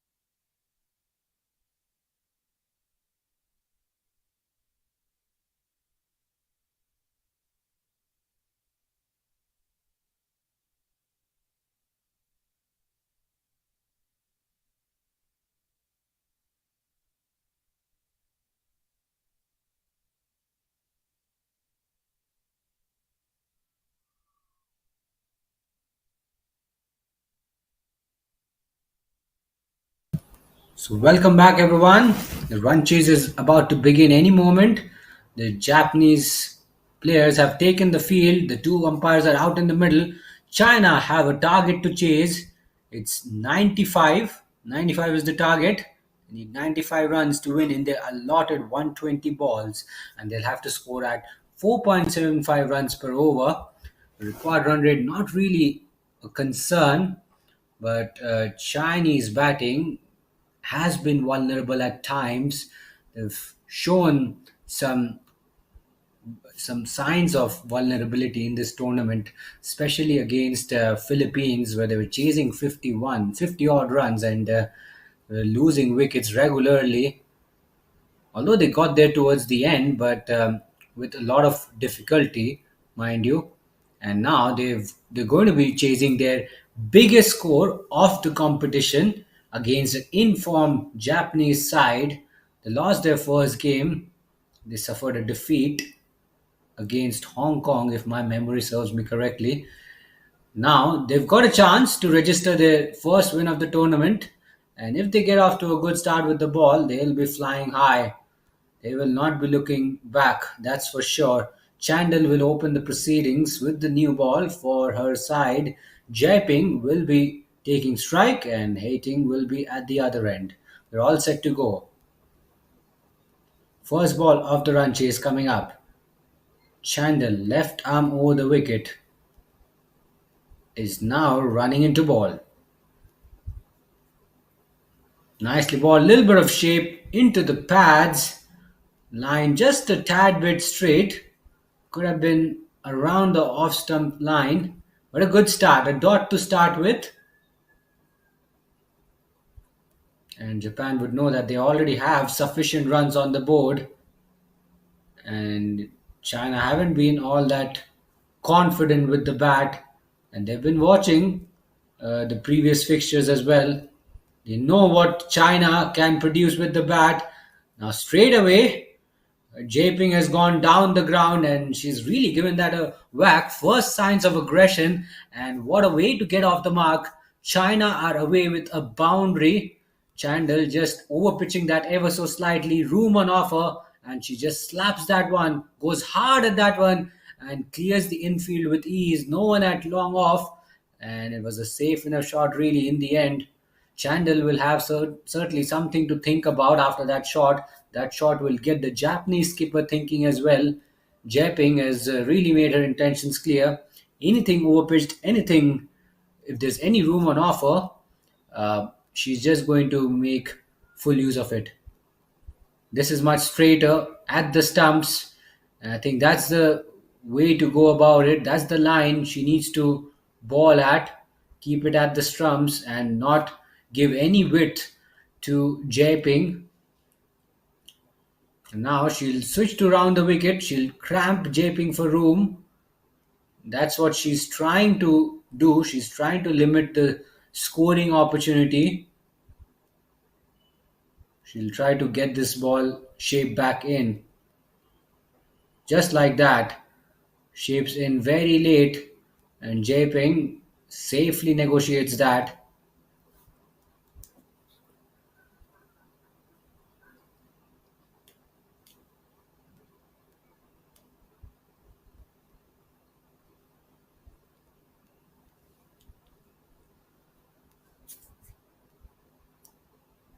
Nicely ball, an inside edge. Very close, and a quick single. Oh, a direct hit. Jaiping would have been gone for all money. There are no two ways about it. She's down on the ground and she probably realizes that she would have been a goner had the ball hit the stumps. She's fortunate that she got away with it. She probably would have had her heart in her mouth as soon as she set off for a run. Now Hating on strike. And Chandel has switched to over the wicket. One slip in position.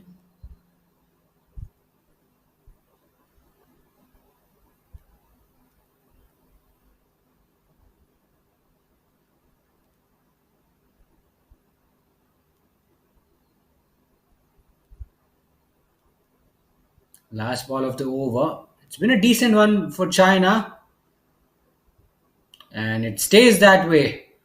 Good defensive shot on the front foot from Hating. 1 over done. It's 5 for none.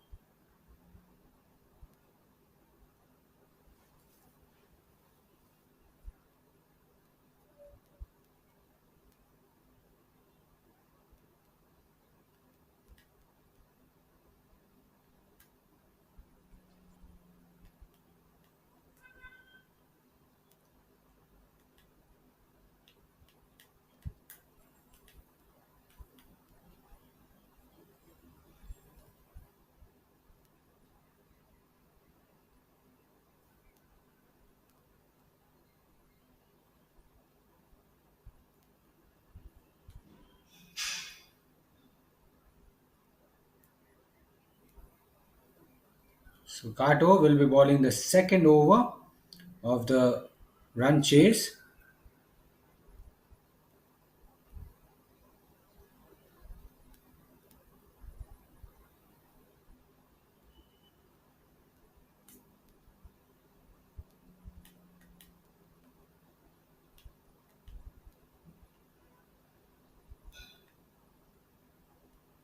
He keeps that one out. Good start for the bowler.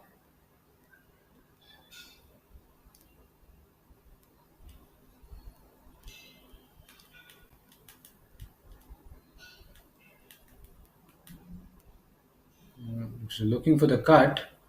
Once again misses out.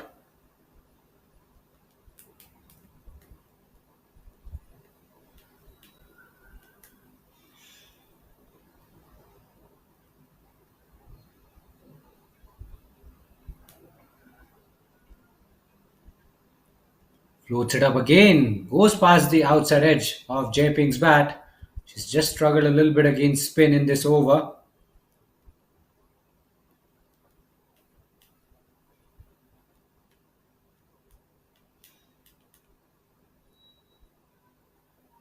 Goes on the back foot once again. This ball goes past the outside edge of her bat. She keeps getting beaten in that fashion. And so far, it's been good tight bowling from Kato. She scored some runs. She has some runs under her belt. She'll be feeling confident after the first innings, the way she's batted. And now she started off well with the ball. 5 consecutive dot balls.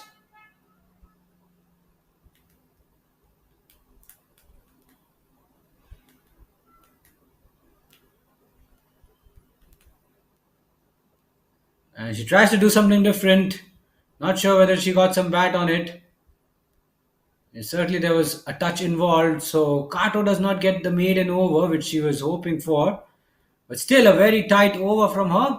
1 run coming off it. It's 6 for none after 2.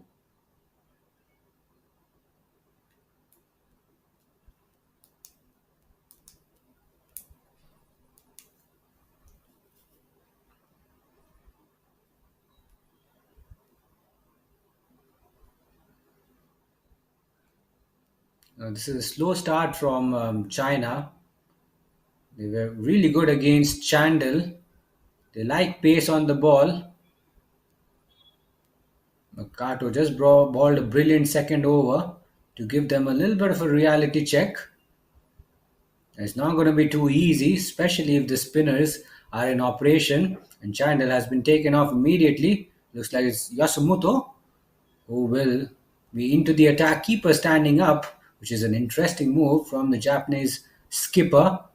They've got 2 left armers in the ranks, so that's good. Now that's gone up in the air, but it'll land safely. Long on will be able to get around it. Jaiping and Hating taking their chances a little bit against pace, but they're being watchful against spin.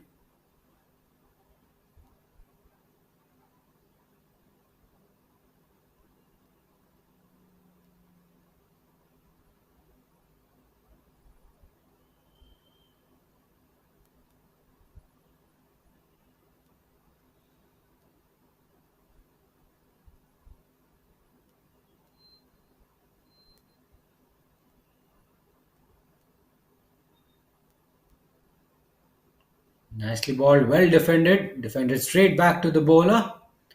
There's a block hole length delivery which was safely negotiated by Hating. Hating has not been able to open her account just yet. She's being a little watchful at the start, quite rightfully so. You don't want to give away a wicket and allow the opposition to dictate the terms. Once again, at the stumps, right on the money. Yasumoto not doing anything wrong so far in this over. Keeping it full, keeping it straight. Getting a hint of movement away from the left-handed batter. And this is quality bowling from the left-arm pacer. She's not as quick as Chandel, but she's still effective. She's quite tidy with her line, with her length. This is close. May have just gone down the leg side. Half an appeal really from Yasumoto. Signal as leg by. And China will have to just keep scoring consistently. And they've got to be mindful of the dot balls. They don't want to be chewing a lot of dot balls at the start, especially when the fielding restrictions are up. We're into the third over. So we're almost halfway through the power play. Just 8 runs on the board. Fielding restrictions are on. So you've got to cash in as a batting side, especially when you have a target of 95 to chase. You need to show some positive intent up front. So far, it's been a good start for Japing. Hating has not been able to get off the mark yet. Chips it in the air, no one at mid-on. It'll go straight to long on instead. And that'll be the end of the over. It's 9 for none after 3.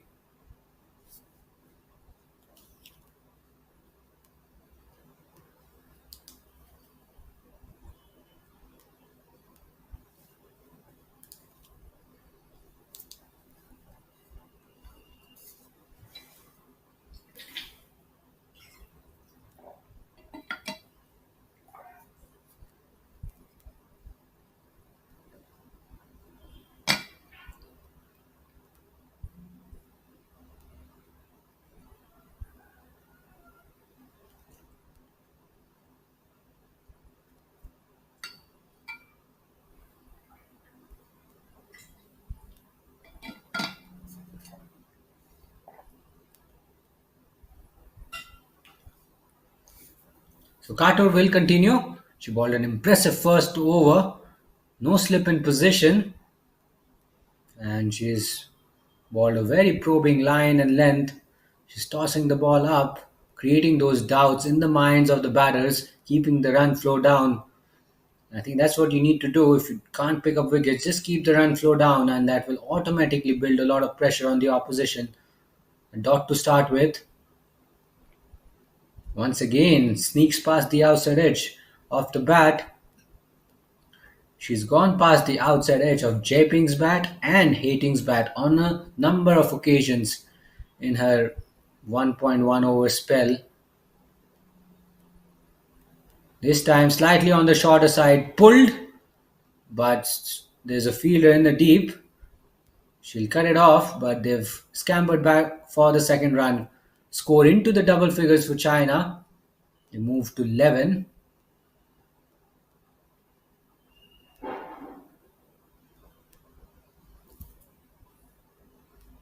So required run rate still under control, still under 6. So no red alarms for China just yet.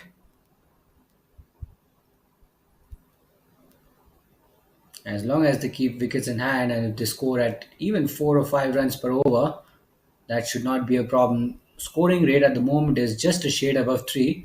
They would want to better that as time progresses. But so far, they've had to deal with some pretty good bowling from Kato, good tight bowling from Kato and from Yasumoto.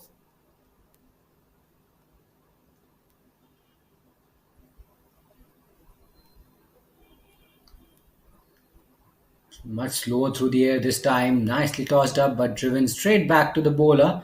Can't get that one away. One ball remaining in this over.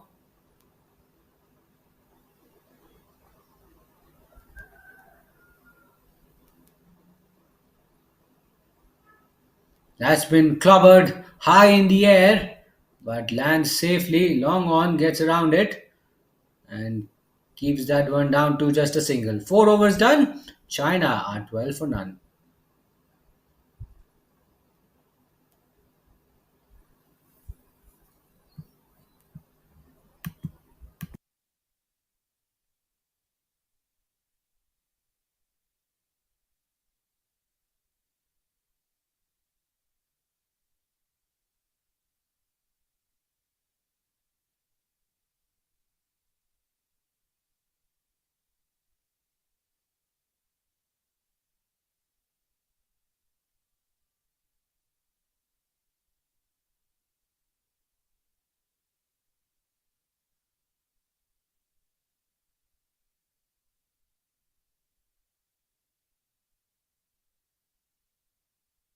So Yasamoto to continue and almost gets that one through.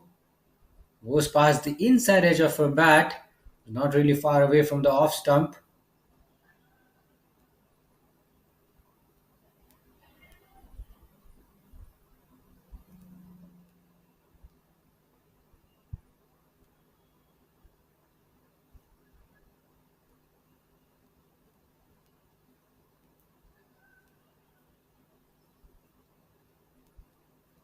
Chips it in the air. This could be an opportunity. Fielder circling. And she gets there eventually. And Yasumoto provides the first breakthrough for the home side. Japing falls and China lose their first wicket. Let's have a look at the dismissal. It was in the slot. There was a little bit of width on offer. Japing wanted to go downtown but doesn't really get hold of it. Chips it high in the air but does not clear the infield either. And a simple catching opportunity inside the inner ring. China lose their first. They lost their prime in-form batter Japing, who is scoring quite effortlessly at a steady rate. She goes back in the hut and early signs of concerns for the visitors. It's 12 for 1.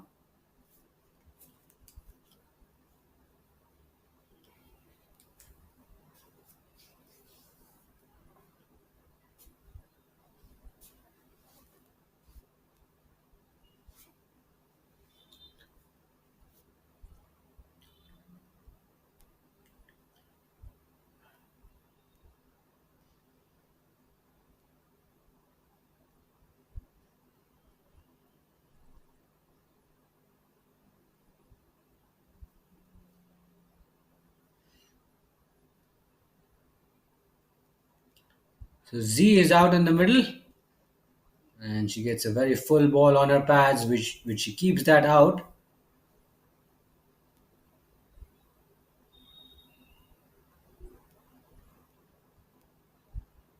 Yasumoto will be brewing in confidence after that wicket.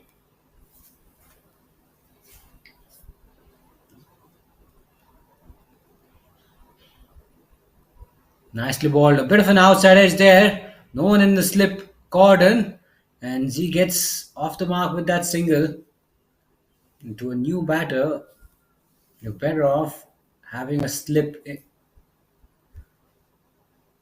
There's no one in the slip cordon. That could have easily gone into the hands of the first slip fielder. It would have been a regulation catch for the fielder there. He'll have to be a little bit attacking against the new batter. Hating is not off the mark yet. She's faced 4 deliveries. Driven this time, but can't beat the fielder at short third. I think that's Chandel, who puts a brilliant stop. Saved a few runs for her side. The scoring rate dropping now. It's under 3.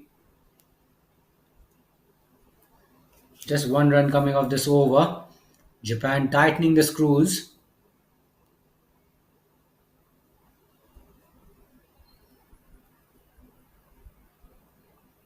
Keeps that one out. Safely negotiated, but not off the mark, I'm afraid.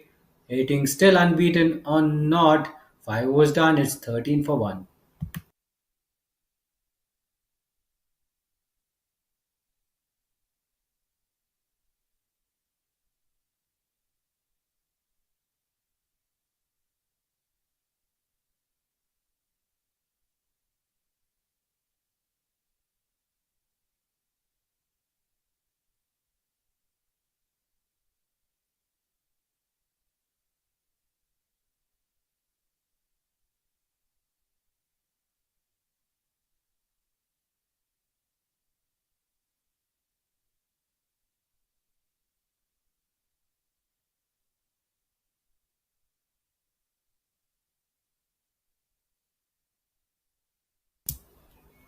So Fujikawa introduced into the attack for the first time. Nicely defended on the back foot.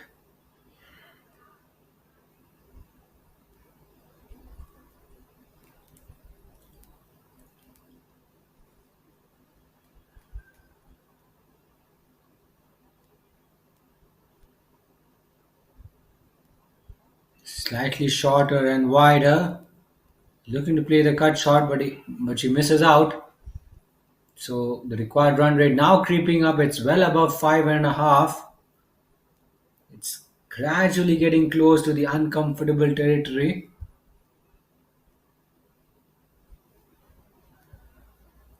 And still doesn't get a run off that ball.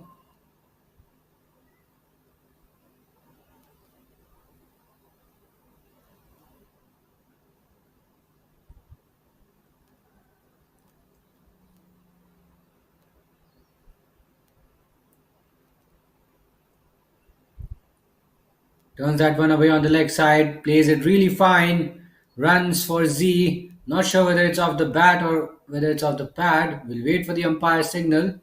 Leg by signal, not off the bat. Still earns China 2 valuable runs.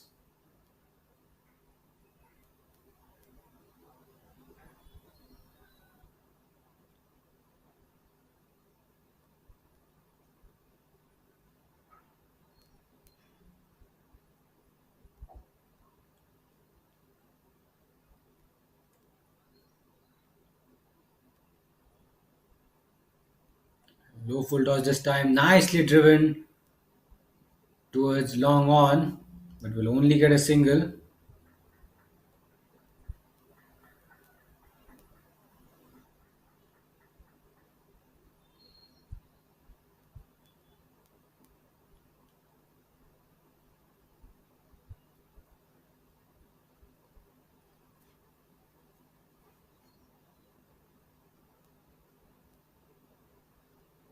Much slower through the air and given this time. And the flight has gotten the better of hating. She has failed to open her account in this match and she will be very disappointed.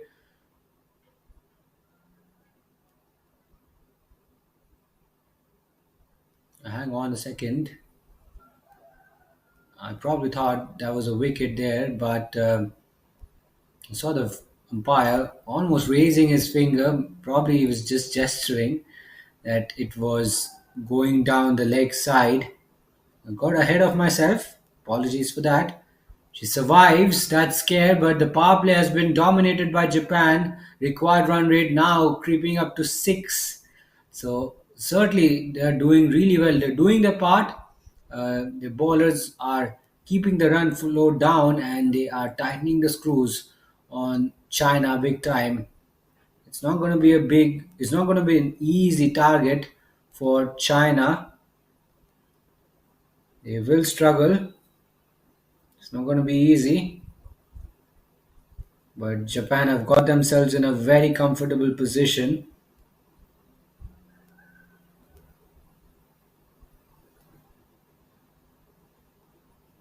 On the pass this time, flicked away. And he'll pick up a single.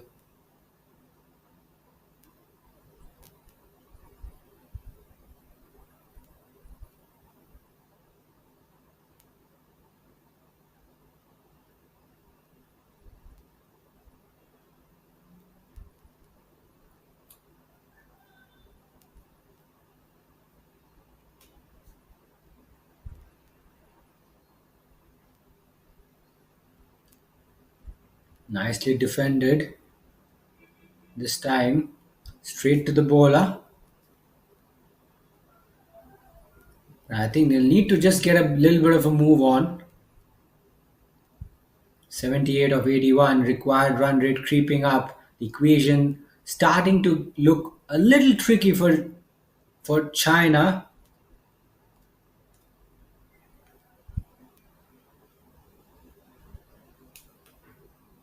Low full toss this time, hammered down the ground, back past the bowler. They'll steal a quick single.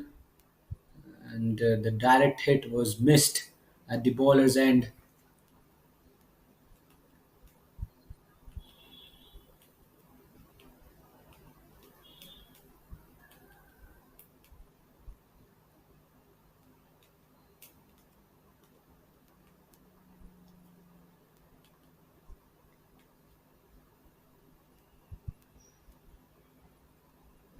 Goes deep in her crease. This time defends it to backward point. Another quick single stolen.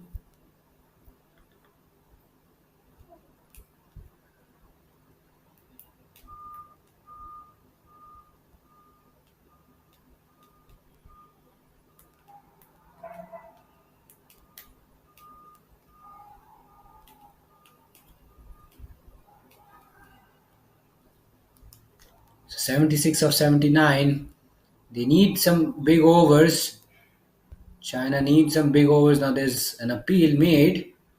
An optimistic appeal, I would say. Umpire not at all interested. Still another tight over for Japan ticks by. Yoshimoto really keeping the pressure at the really keeping the pressure on the Chinese batters, and after 7, China are 19 for 1.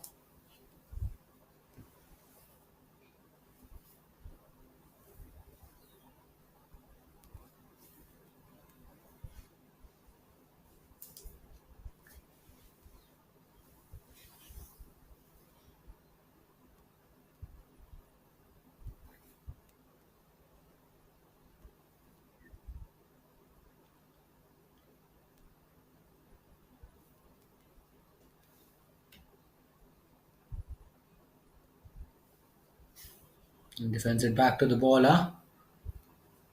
So we are into the 8th over of the run chase. Required run rate almost touching 6. Z and Hating are finding it a little bit difficult to rotate the strike. They faced quite a lot of deliveries. There have been a lot of dot balls in this partnership already. Good use of the feet, chips it in the air. The ball just falls short of the fielder at mid-off.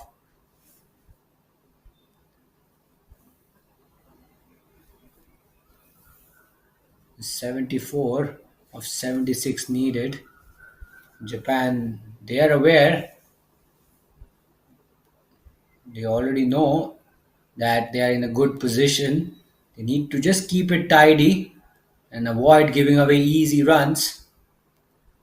Now it's exactly a runner ball, 75 of 75. Now it'll get tricky. Now the run chase will get very, very tricky.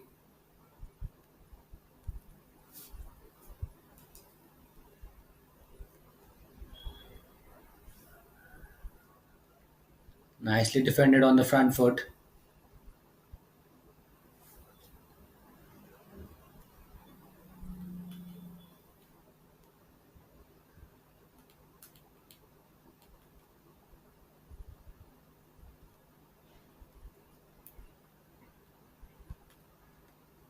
That's been driven down the ground. Mid-off quickly releases the ball.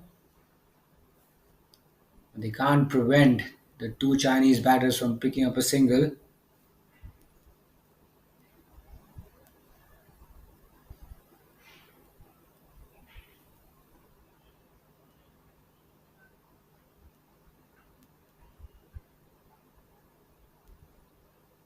Down the leg side. I'm afraid she'll have to re-ball that. It's a wide.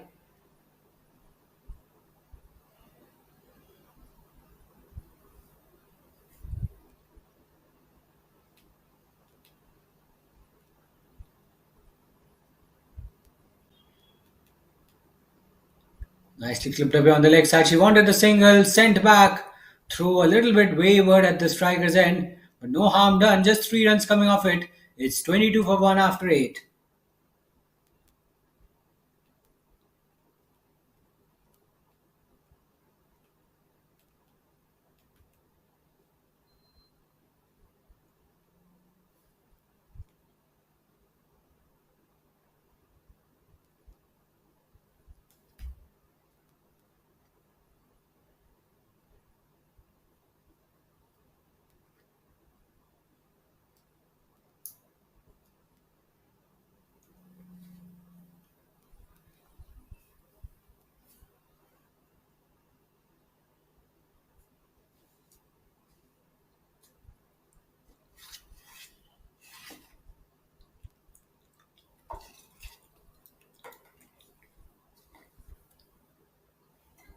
So the required run rate has crept up above 6 for the first time in this run chase. Now the pressure will start building on the on the Chinese batters. Now this is going to be a real testing time for the visitors. Chandel returns, one slip waiting, slightly overpitched, driven but straight to the fielder. Another dot ball, and that's what China will have to avoid. They've consumed quite a lot of dot deliveries. Every dot ball will build pressure. Now the required run rate has crept up to almost 6.2. It'll keep going up, it'll keep going one way unless they produce some big overs. That's been guided away, but straight to the fielder at short cover. Not able to find the gaps, Hating and Z. Yes, they've put on a partnership, but it's come at a very, very sluggish rate. And they've just not been able to hit the ball in the gaps consistently enough.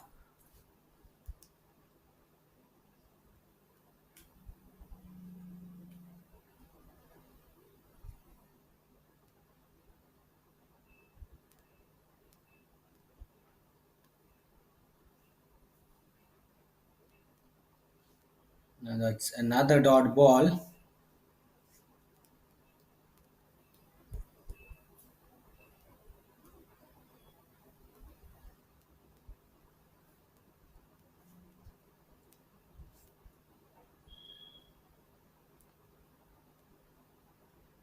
That's gone through.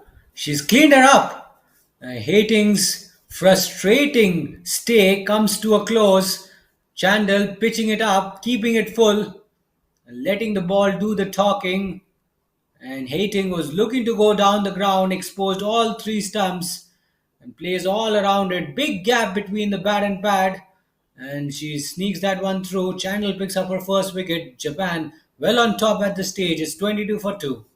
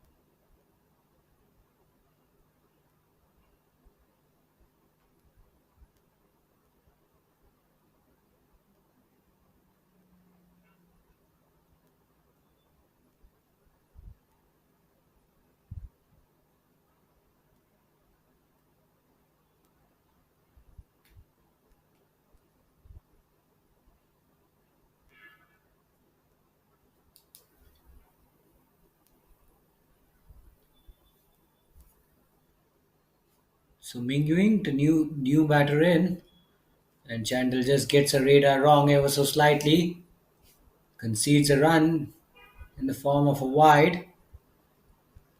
Every run now matters for China. They're getting behind in this run chase. They know that, and they need someone to stand up and take the fight to Japan. Japan on the course of a big win. They're well on track to registering their first win of the competition. It'll be a big, big relief for them.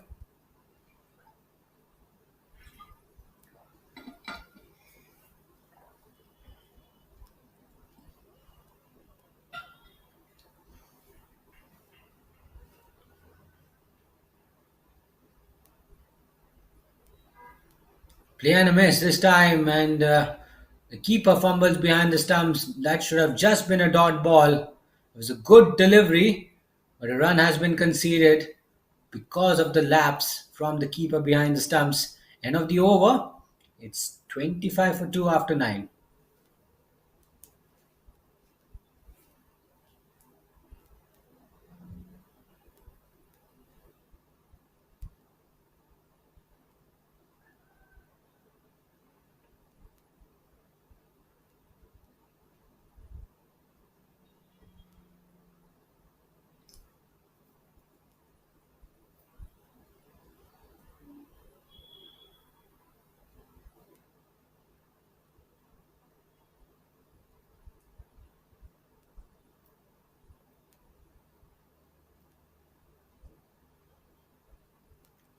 She steps out on that occasion to Fujikawa, who's been bowling so well. Z is starting to get a little bit restless.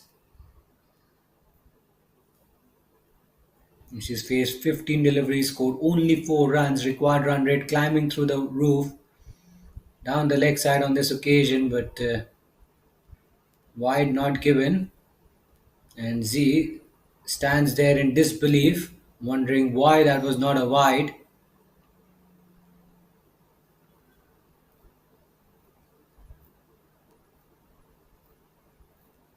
Steps out this time, but doesn't get to the pitch of the ball. This could be trouble. This could be an absolute catastrophe. Yes and no, and almost a total confusion. A big, big mix up results in another wicket for Japan.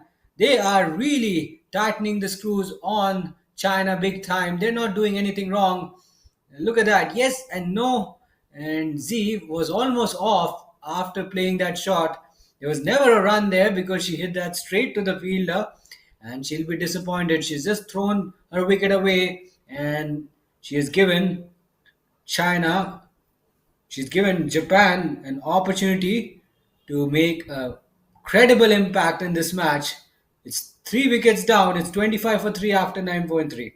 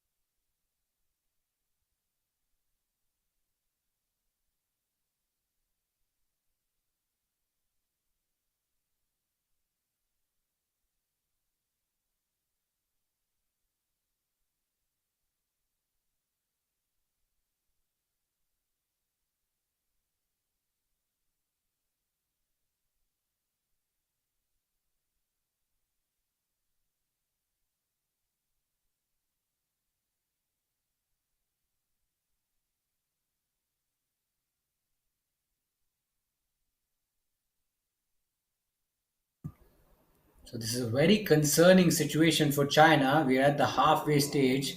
They've lost 3 wickets, only 25 runs on the board, scoring rate pretty much on the lower side. 70 more runs needed in 62 odd deliveries. Certainly, the game is now getting out of hand for the Red Army.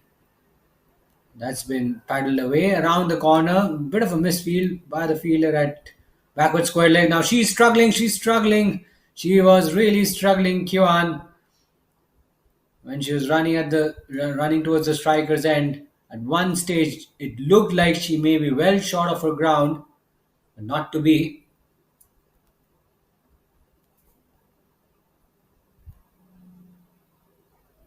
Now she works that one away on the leg side, and she'll hurry through for a quick single. 10 overs are completed. Japan in a very dominant position. They've got the game by the scruff of the neck, that's for sure.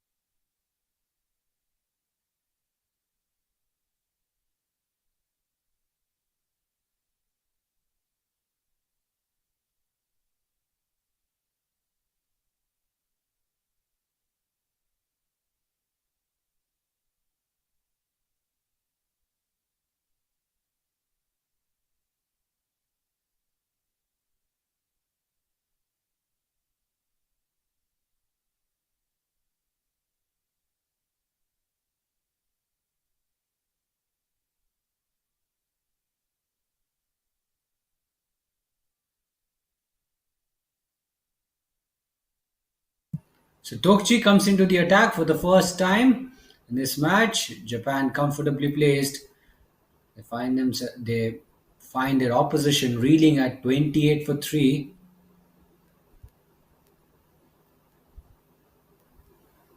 Low full toss that's been swept away on the leg side.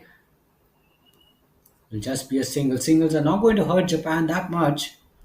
As long as they ball a few dot balls as well, they won't mind it.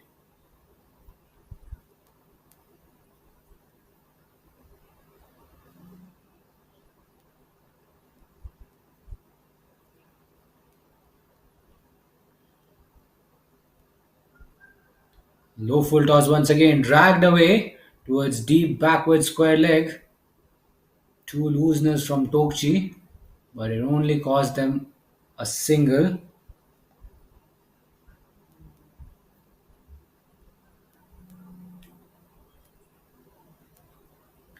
Look at that equation.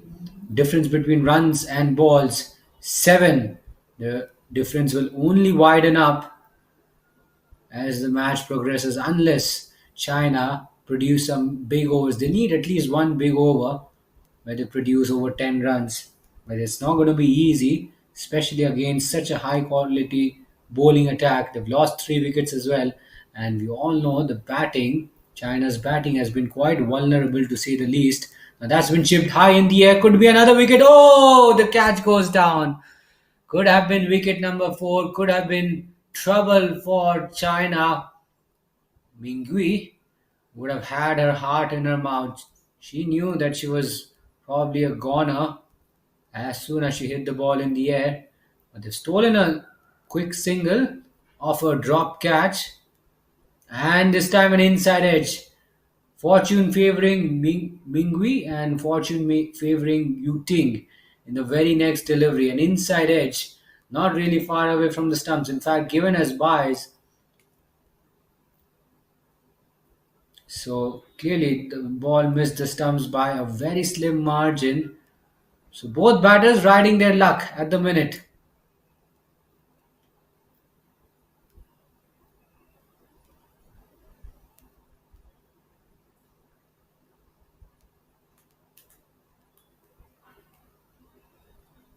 Chips it in the air and just over the infield. And it may not go all the way to the boundary. They'll come back for the second run. End of the over. 11 overs done. It's 36 for 3.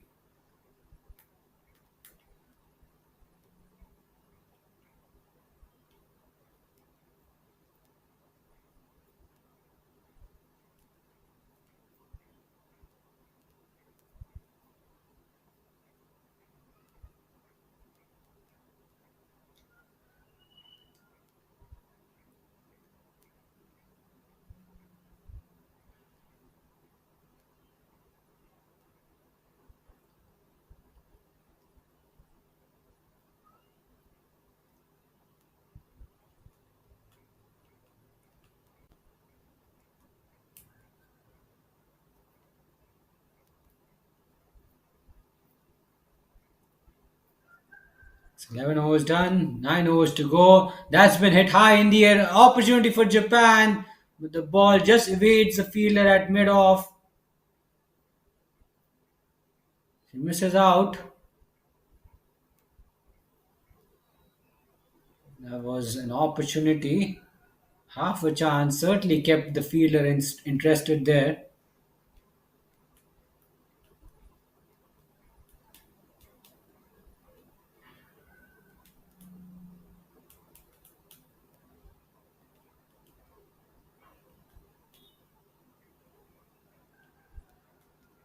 And that's been guided away towards deep third. A bit of a fumble, allowing them to pick up another couple of runs. So China getting a bit of a move on. They're not being able to hit boundaries, but they're certainly running between the wickets. They're really converting singles into doubles. Scoreboard ticks along quite nicely.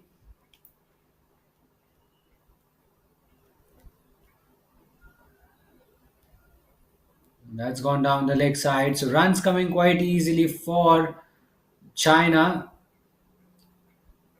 And now something to think about for Japan.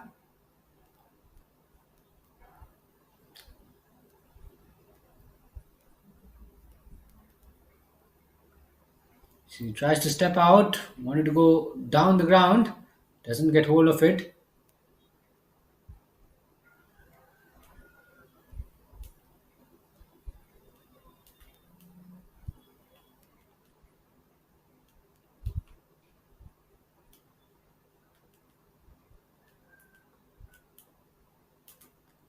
Now that was very, very close. Possibly she may have got an inside edge on that one. Fujikawa had her hands on her head.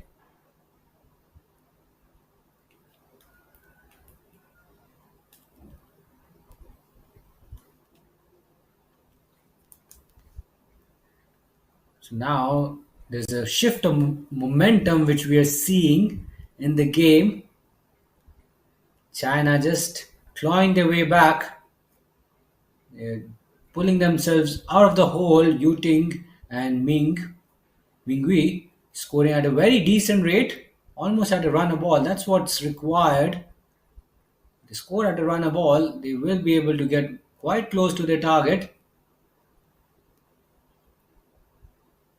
That's been cut away, but straight to the fielder at short extra cover. You don't want to take a run when you've hit the ball straight to the fielder who's just yards away from you. End of the over, it's 42 for 3 after 12.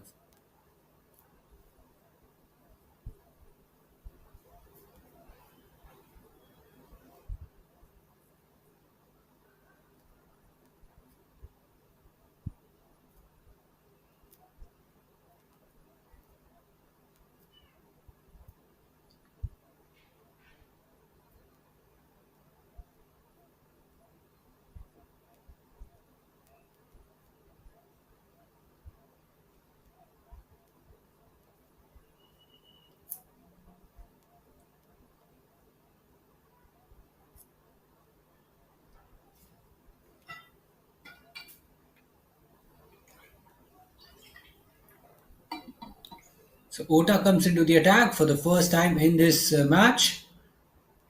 Right arm round the wicket, chips it in the air just over the bowler's head, and fielder at mid off, diving to her right, diving forward, just couldn't get there in time. And another half a chance created by a Japanese bowler goes begging.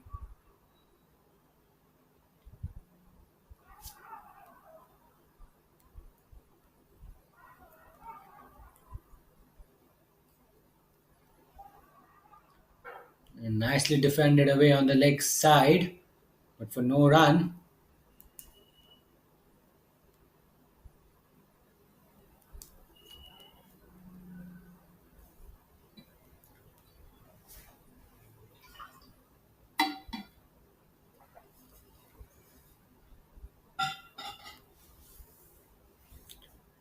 Slightly fuller, over pitch, driven into the gap between backward point and point. Fielder will cut it off, but they'll certainly complete two easy runs. So they're able to hit the ball into the gaps regularly. They're able to get those easy couple of runs. Now exactly 50 runs away from victory. 7.5 overs left.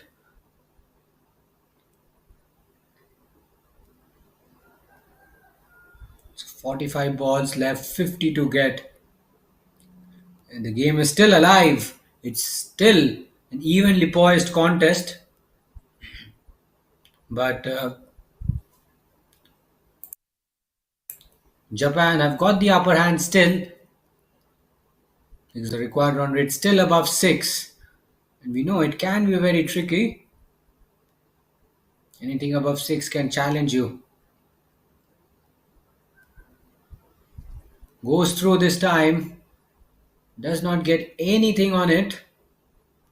And a crucial dot ball for Japan. They know it. The ball dot deliveries, the ball enough dot deliveries, they can really bump up that asking rate and make China do something silly. Last ball of the 13th over. Swings that one away on the leg side, but not a great piece of timing involved there. Will only be a single. 13 overs done. It's 47 for 3.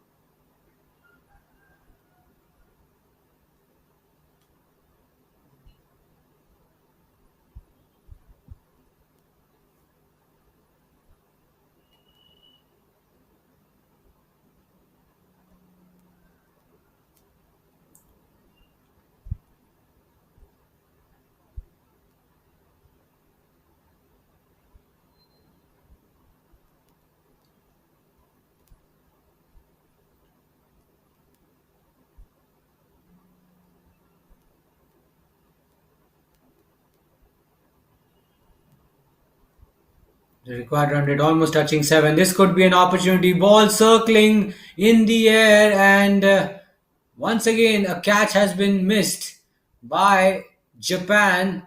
That was the keeper's catch. The bowler doing everything right. The fielding has not been up to the mark. Yes, there have been some tough chances, but that should have been taken. That did not go a long way up in the air. The keeper just could not judge it to perfection. And has it been taken? No, once again, hit down the ground, slightly aerial, back past the bowler. I wonder if that was another opportunity there.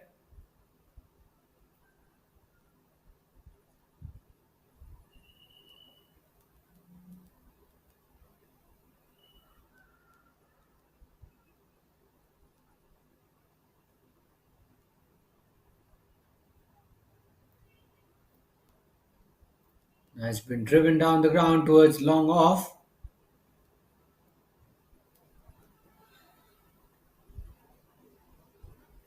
And the 50 is up with that single.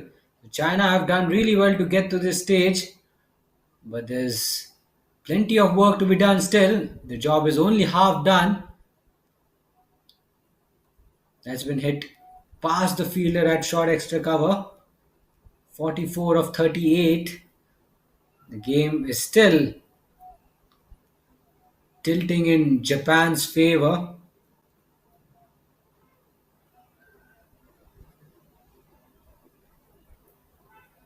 Steps out, down the ground. Well, not entirely down the ground, down the leg side. A bit of a fumble will allow the batter to take a single, I think. Yes, they've taken a single. Required run rate now touching 7 for the first time. Now that's gone in the air once again, along the ground, in fact, towards the leg side, and another single. So 7 overs left, 43 is what they need, China, and both teams really giving it their all. 14 overs done, it's 52 for 3.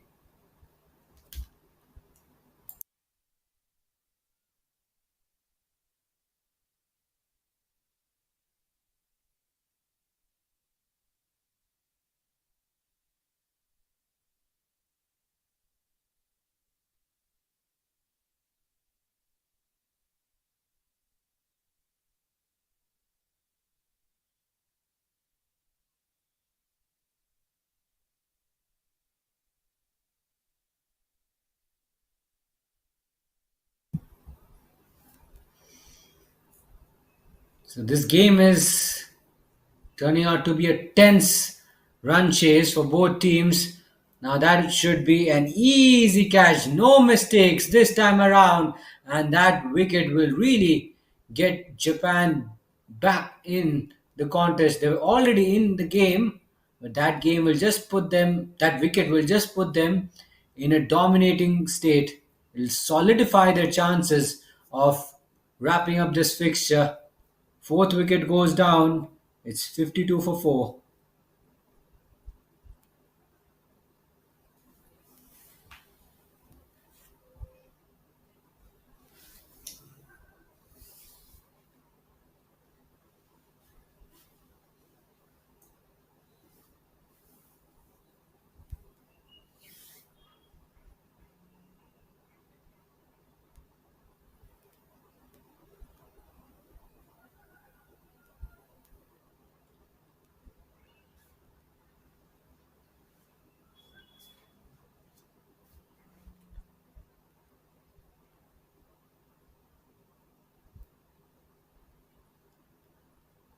So that wicket brings Huang out to the middle.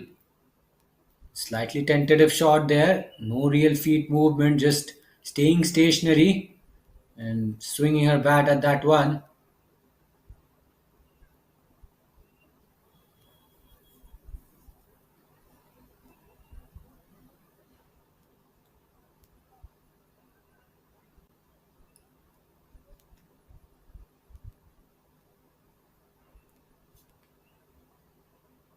Cut away in the air and just over the fielder at point.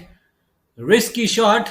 Wing gets away with it early on and picks up a couple to open her account in this run chase. Game now slipping away from their grasp, and Japan really exerting their dominance. They're really flexing their muscles big time, especially after that wicket. They feel a lot more confident and that they'll be able to get over the line. Heaves it away down the ground towards mid on.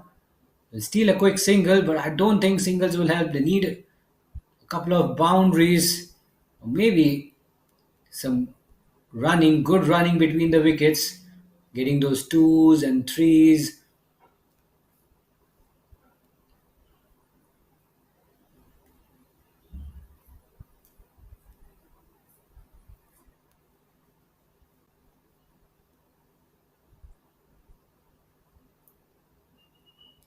Driven, but just falls short of the fielder at short third. But they'll take a single.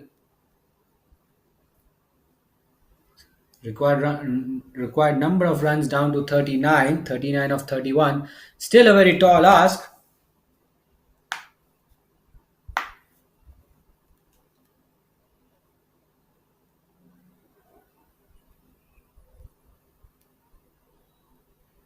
In the air and into the hands of the bowler. A soft dismissal. Huing, her short-lived innings comes to a close. Wanted to go for the big shot, and she got nowhere. She got it nowhere out of the middle of the bat, and an excellent return catch for the bowler. Look at that. She flat bats it, hits it straight down to the bowler, and an easy regulation catch for the bowler. Half the Chinese side dismissed, and Japan are smelling victory here. It's 56 for 5.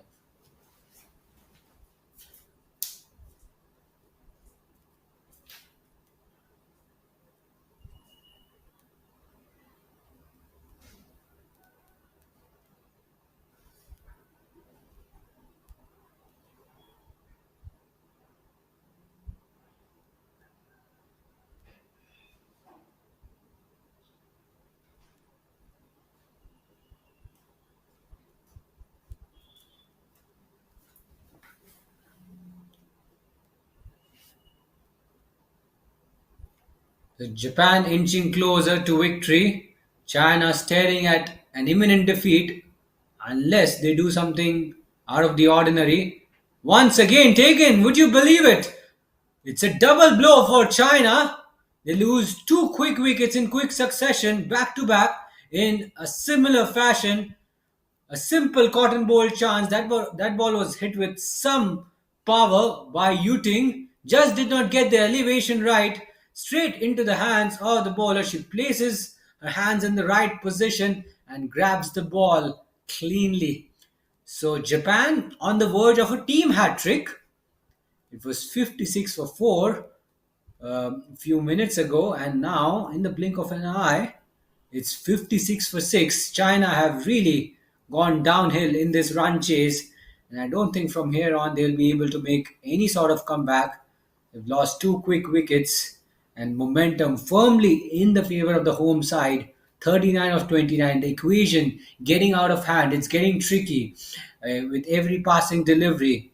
As long as they don't hit a boundary, it's going to be difficult.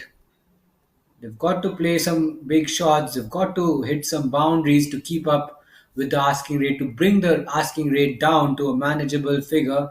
But at the moment, China are reeling under pressure and Japan doing everything right.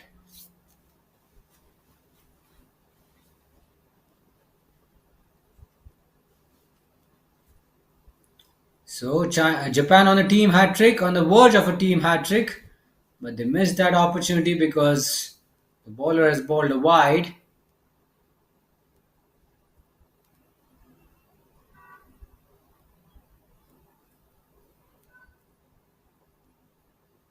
Now that's really close. That's a good delivery. The ball spins past the outside edge of a bat.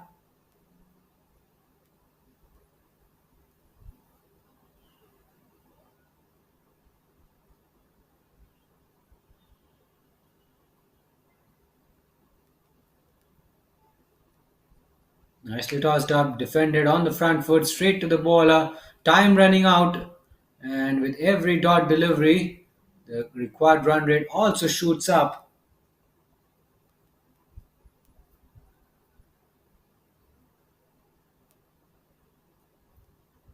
This time she takes a swipe at that one.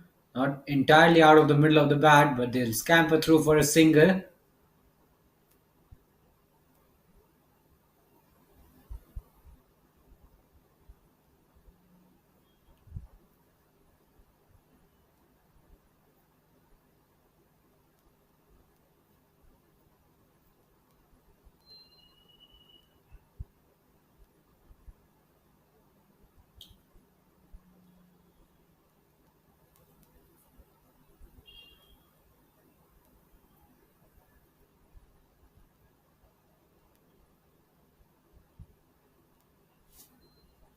The moment Japan are just going through their motions.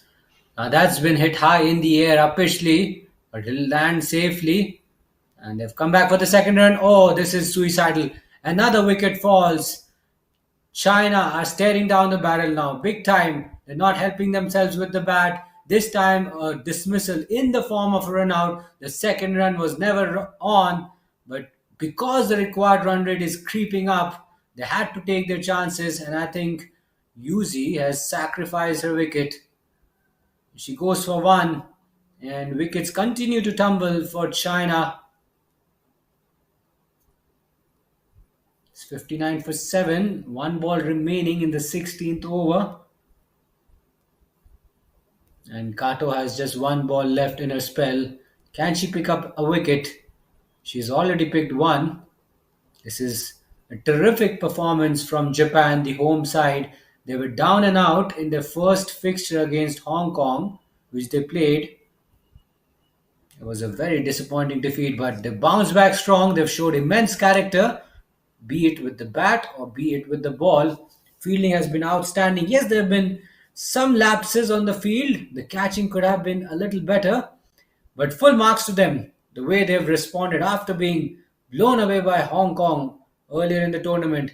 Oh, now that was very, very close. Thankfully, Kuan got some bat on it. Otherwise, certainly that would have gone on to hit the pads and she would have been plumb in front of her stumps. End of the over. I think they have taken a couple of runs. We'll wait for the updated score. 16 overs are done. It's 61 for 7.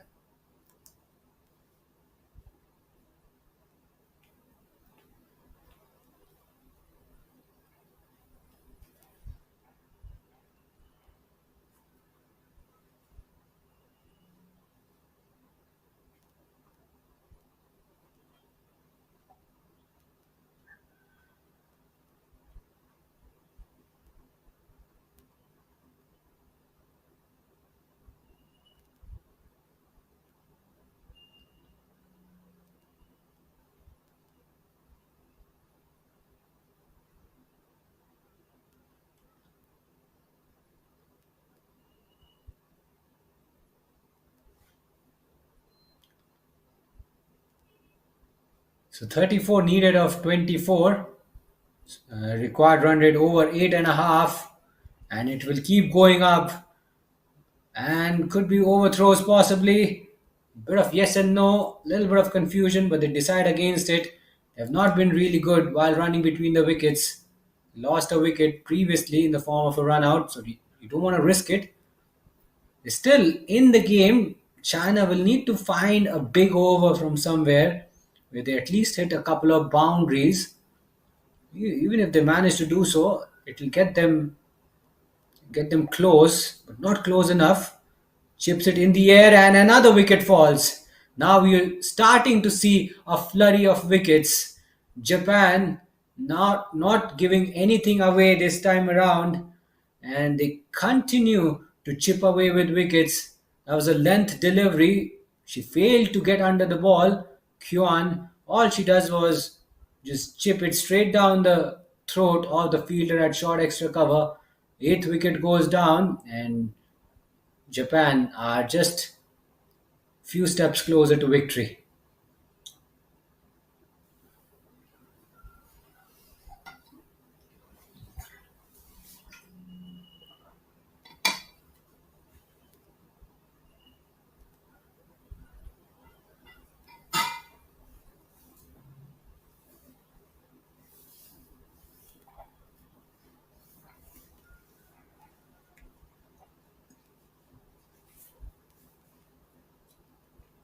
So Ruik is out in the middle.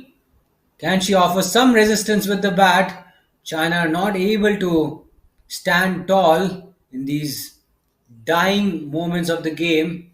The lower order is faltering big time. Not a lot of resistance from the middle order either. Yes, there was a partnership which was going along nicely. The fourth wicket stand, probably the highest in the run chase. But as soon as the partnership was broken, Japan have found a way to pick up wickets regularly. And now Japan would be hoping to wrap up the match as quickly as possible, pick up those two quick wickets, and go home as quickly as possible. They'll be very, very confident with with the outcome of this game. They'll be mighty pleased. Nicely struck, nicely driven, wide of the fielder at short extra cover. Mid off gets around it. And they're going for the second run. This could be close. This could be close.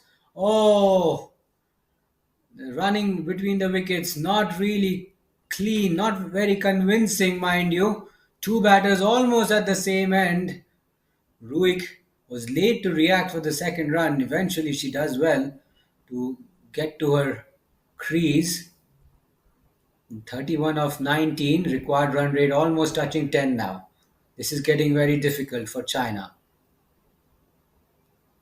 Oh, that one goes through, almost sneaks through her defenses.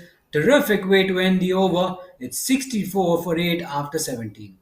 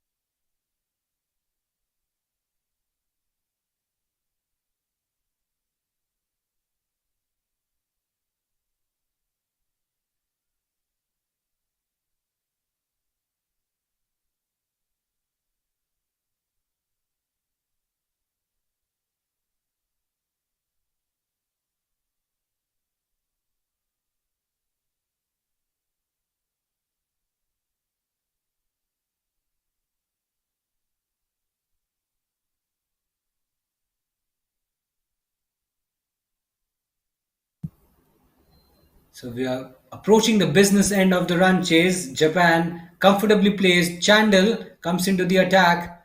At the moment, Japan are just going through the motions. Don't have to do anything different now. They had enough runs under their belt. 94. The target of 95 was always going to test China batting second. Not been very good while batting second. And looks like they've posted their highest score in this tournament. They've gone past the 51 run mark. 51 was their previous best score against Philippines. They've done well to cross that. But the game is not done yet. They will probably end up on the losing side because they don't have enough deliveries to play with. Time is running out. Difference between runs and balls widening. Things are not looking good. And singles, I'm afraid, will not help them. It will not do them any good. Japan, on the other hand, will not mind that.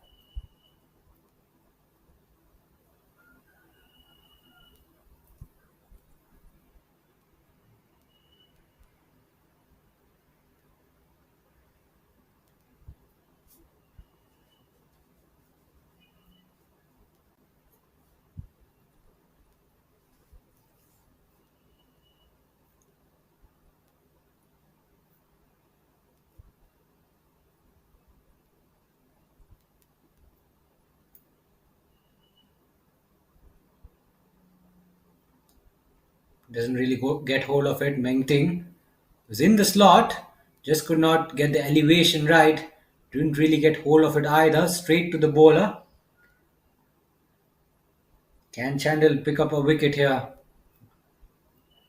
She'll be searching for her second wicket. Goes high up in the air. I don't think she's got the distance. Short mid wicket in position. And she puts that one down. We've seen a few catches go down on the field. Japan will be a touch disappointed with their fielding effort. They've not been so good with their catching. That should have been taken. That was a regulation catch. 9 out of 10 times at this level, you're expected to take those. She just put her hands out, just could not gather it cleanly. Ball just bounced off her hands. Now a misfield. I don't think it's going to cost them. End of another probing over from Chandel. It's 66 for 8 after 18. Correction, it's 67 for 8 after 18.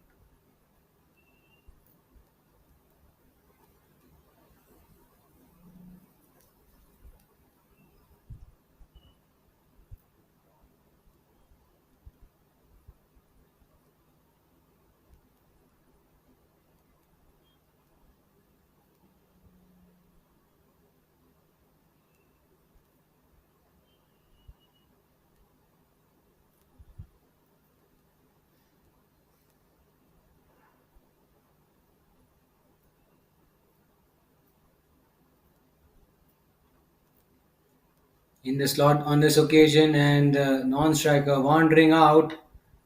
Could have been a close call at the bowler's end. Just 11 balls left in this run chase.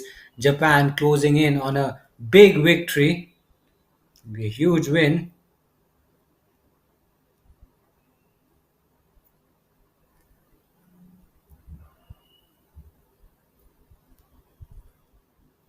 Doesn't get hold of it. Another dot ball. We've seen quite a lot of dot deliveries in China's innings. And as soon as Japan crossed the 80-run mark, you knew it was always going to be a tricky proposition for China. 28 of 10. Clearly, the game is slipping through their fingers. Doesn't get hold of it. Not a very ideal delivery from the bowler. That was a bit of a gift which Meng Ting couldn't cash in.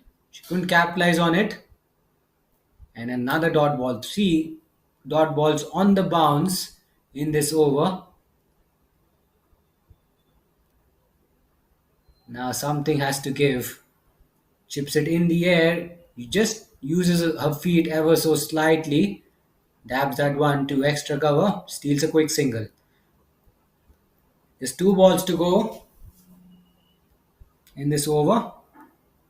Now they just need to deal in boundaries and sixes. If China are to get over the line, they'll have to deal in boundaries and sixes. Singles, extras are not going to help them any longer.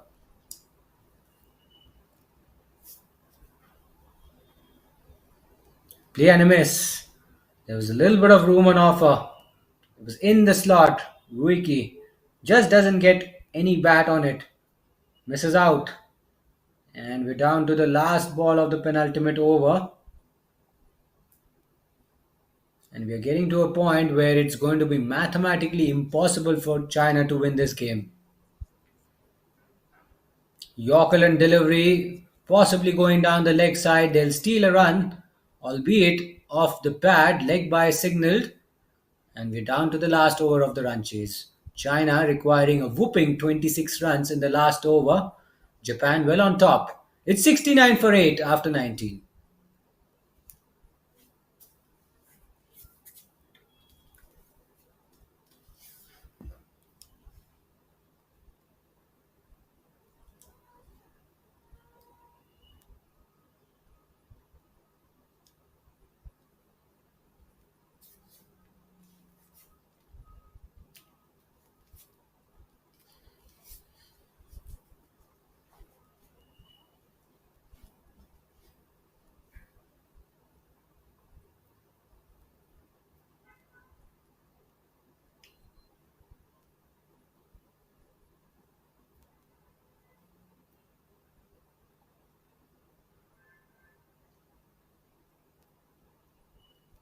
So Chandel to close out the proceedings. That's been heaved away on the leg side. Half a stop by the fielder at short mid wicket. And they'll scamper through for a single. Score moves on to 70. And now this is getting really, really tricky. 5 boundaries will not be enough for China anymore. They need 5 sixes. That's how they can get to the target. But we haven't seen a 6 in this so far in this match. Now she's been cleaned up. Mengtin has been dismissed. She's looking to advance down the wicket. Chandel pitching that one up, getting it through her defenses, and she hits the top of the stumps. Beautiful delivery from Chandel. Keeps it full and straight. Completely deceived by the length of that delivery. She did everything right. And now we're down to the last wicket. Zuing, the last line of defense for China. And 4 sixes will not be able to do it for China anymore. Not even 4 boundaries as well. So it's a lost cause for China. And if they can try to get a few runs, it'll not dent their net run rate. They'll have to keep their net run rate now in mind. They're going to lose this fixture by all means. But they've got to keep the net run rate factor in their mind. Make sure they get some runs so that they minimize that deficit. Now this could be a run out, I guess. Yes, direct hit gone. That's the end of the match. Brilliant piece of throw by the close-in fielder. They've not been good with their catching, but they've been very good with their throws. Overall, a fine performance from Japan. That's how the run chase ended. It was a suicidal run. There was never a run there. The bowler was not backing up, but she didn't need to. It was a brilliant throw from the fielder. Look at that. There's celebration all around. Happiness in the Japanese camp. It's their first win of the tournament. The home team needed a thumping win, and they have crushed the table toppers China in convincing fashion. Let's have a look at the batting card. Jaiping did get off to a start, 11 of 22, but a very slow start though. And then not a lot of contribution from Hating and Z, single-digit scores from them, but some resistance from Ming and Yuting in the middle, keeping China afloat, 13 runs apiece. But once the partnership ended, there was a procession of wickets, and there were no partnerships in the middle, and the lower order just not standing tall enough. Single-digit scores for all the middle and lower order batters, and in the end, they were dismissed cheaply for 70. And that's the bowling card for you.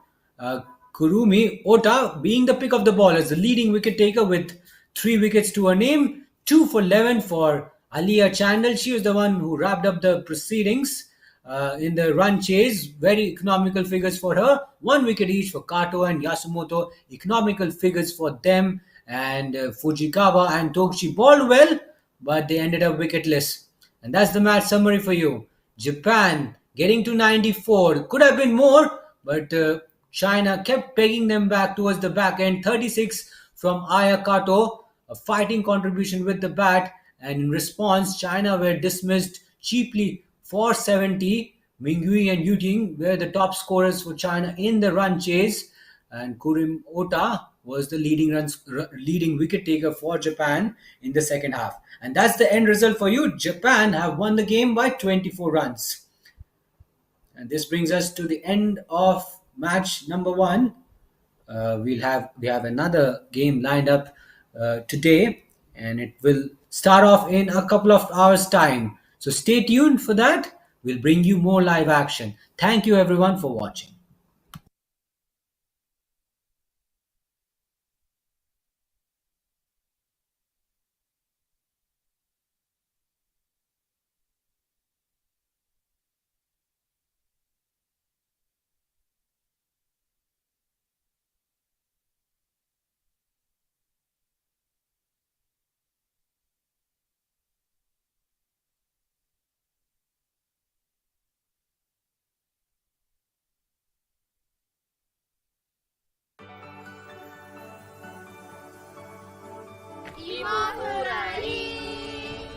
佐野市がおすすめしている B 級グルメ、芋フライと黒唐揚げ、ぜひ食べに来てね。柔らかい、おいしい。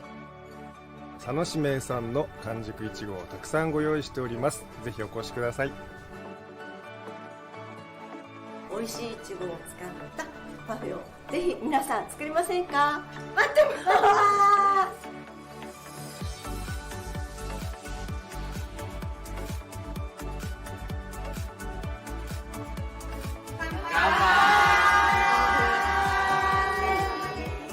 昭和レトロ感のあるこの昔ながらのゲストハウスになってます。いろんな地元の人と交流できる場所です。50% オフ。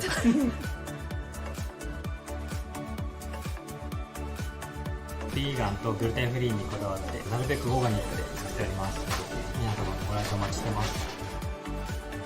蒸して柔らかく甘くしたお芋をここで皮を剥きます。涙が出る。上にジャンプ、そうそう、上にジャンプ、そうそうそう、そのまま。佐野餃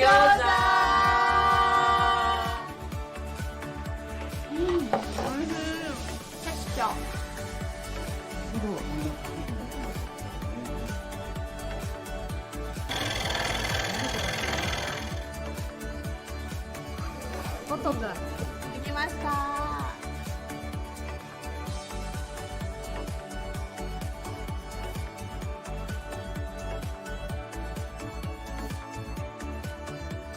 子いただきます。美味しい。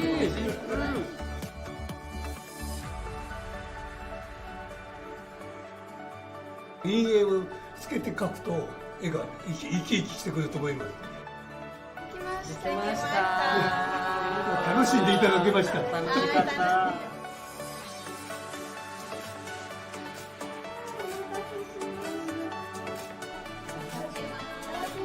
ます。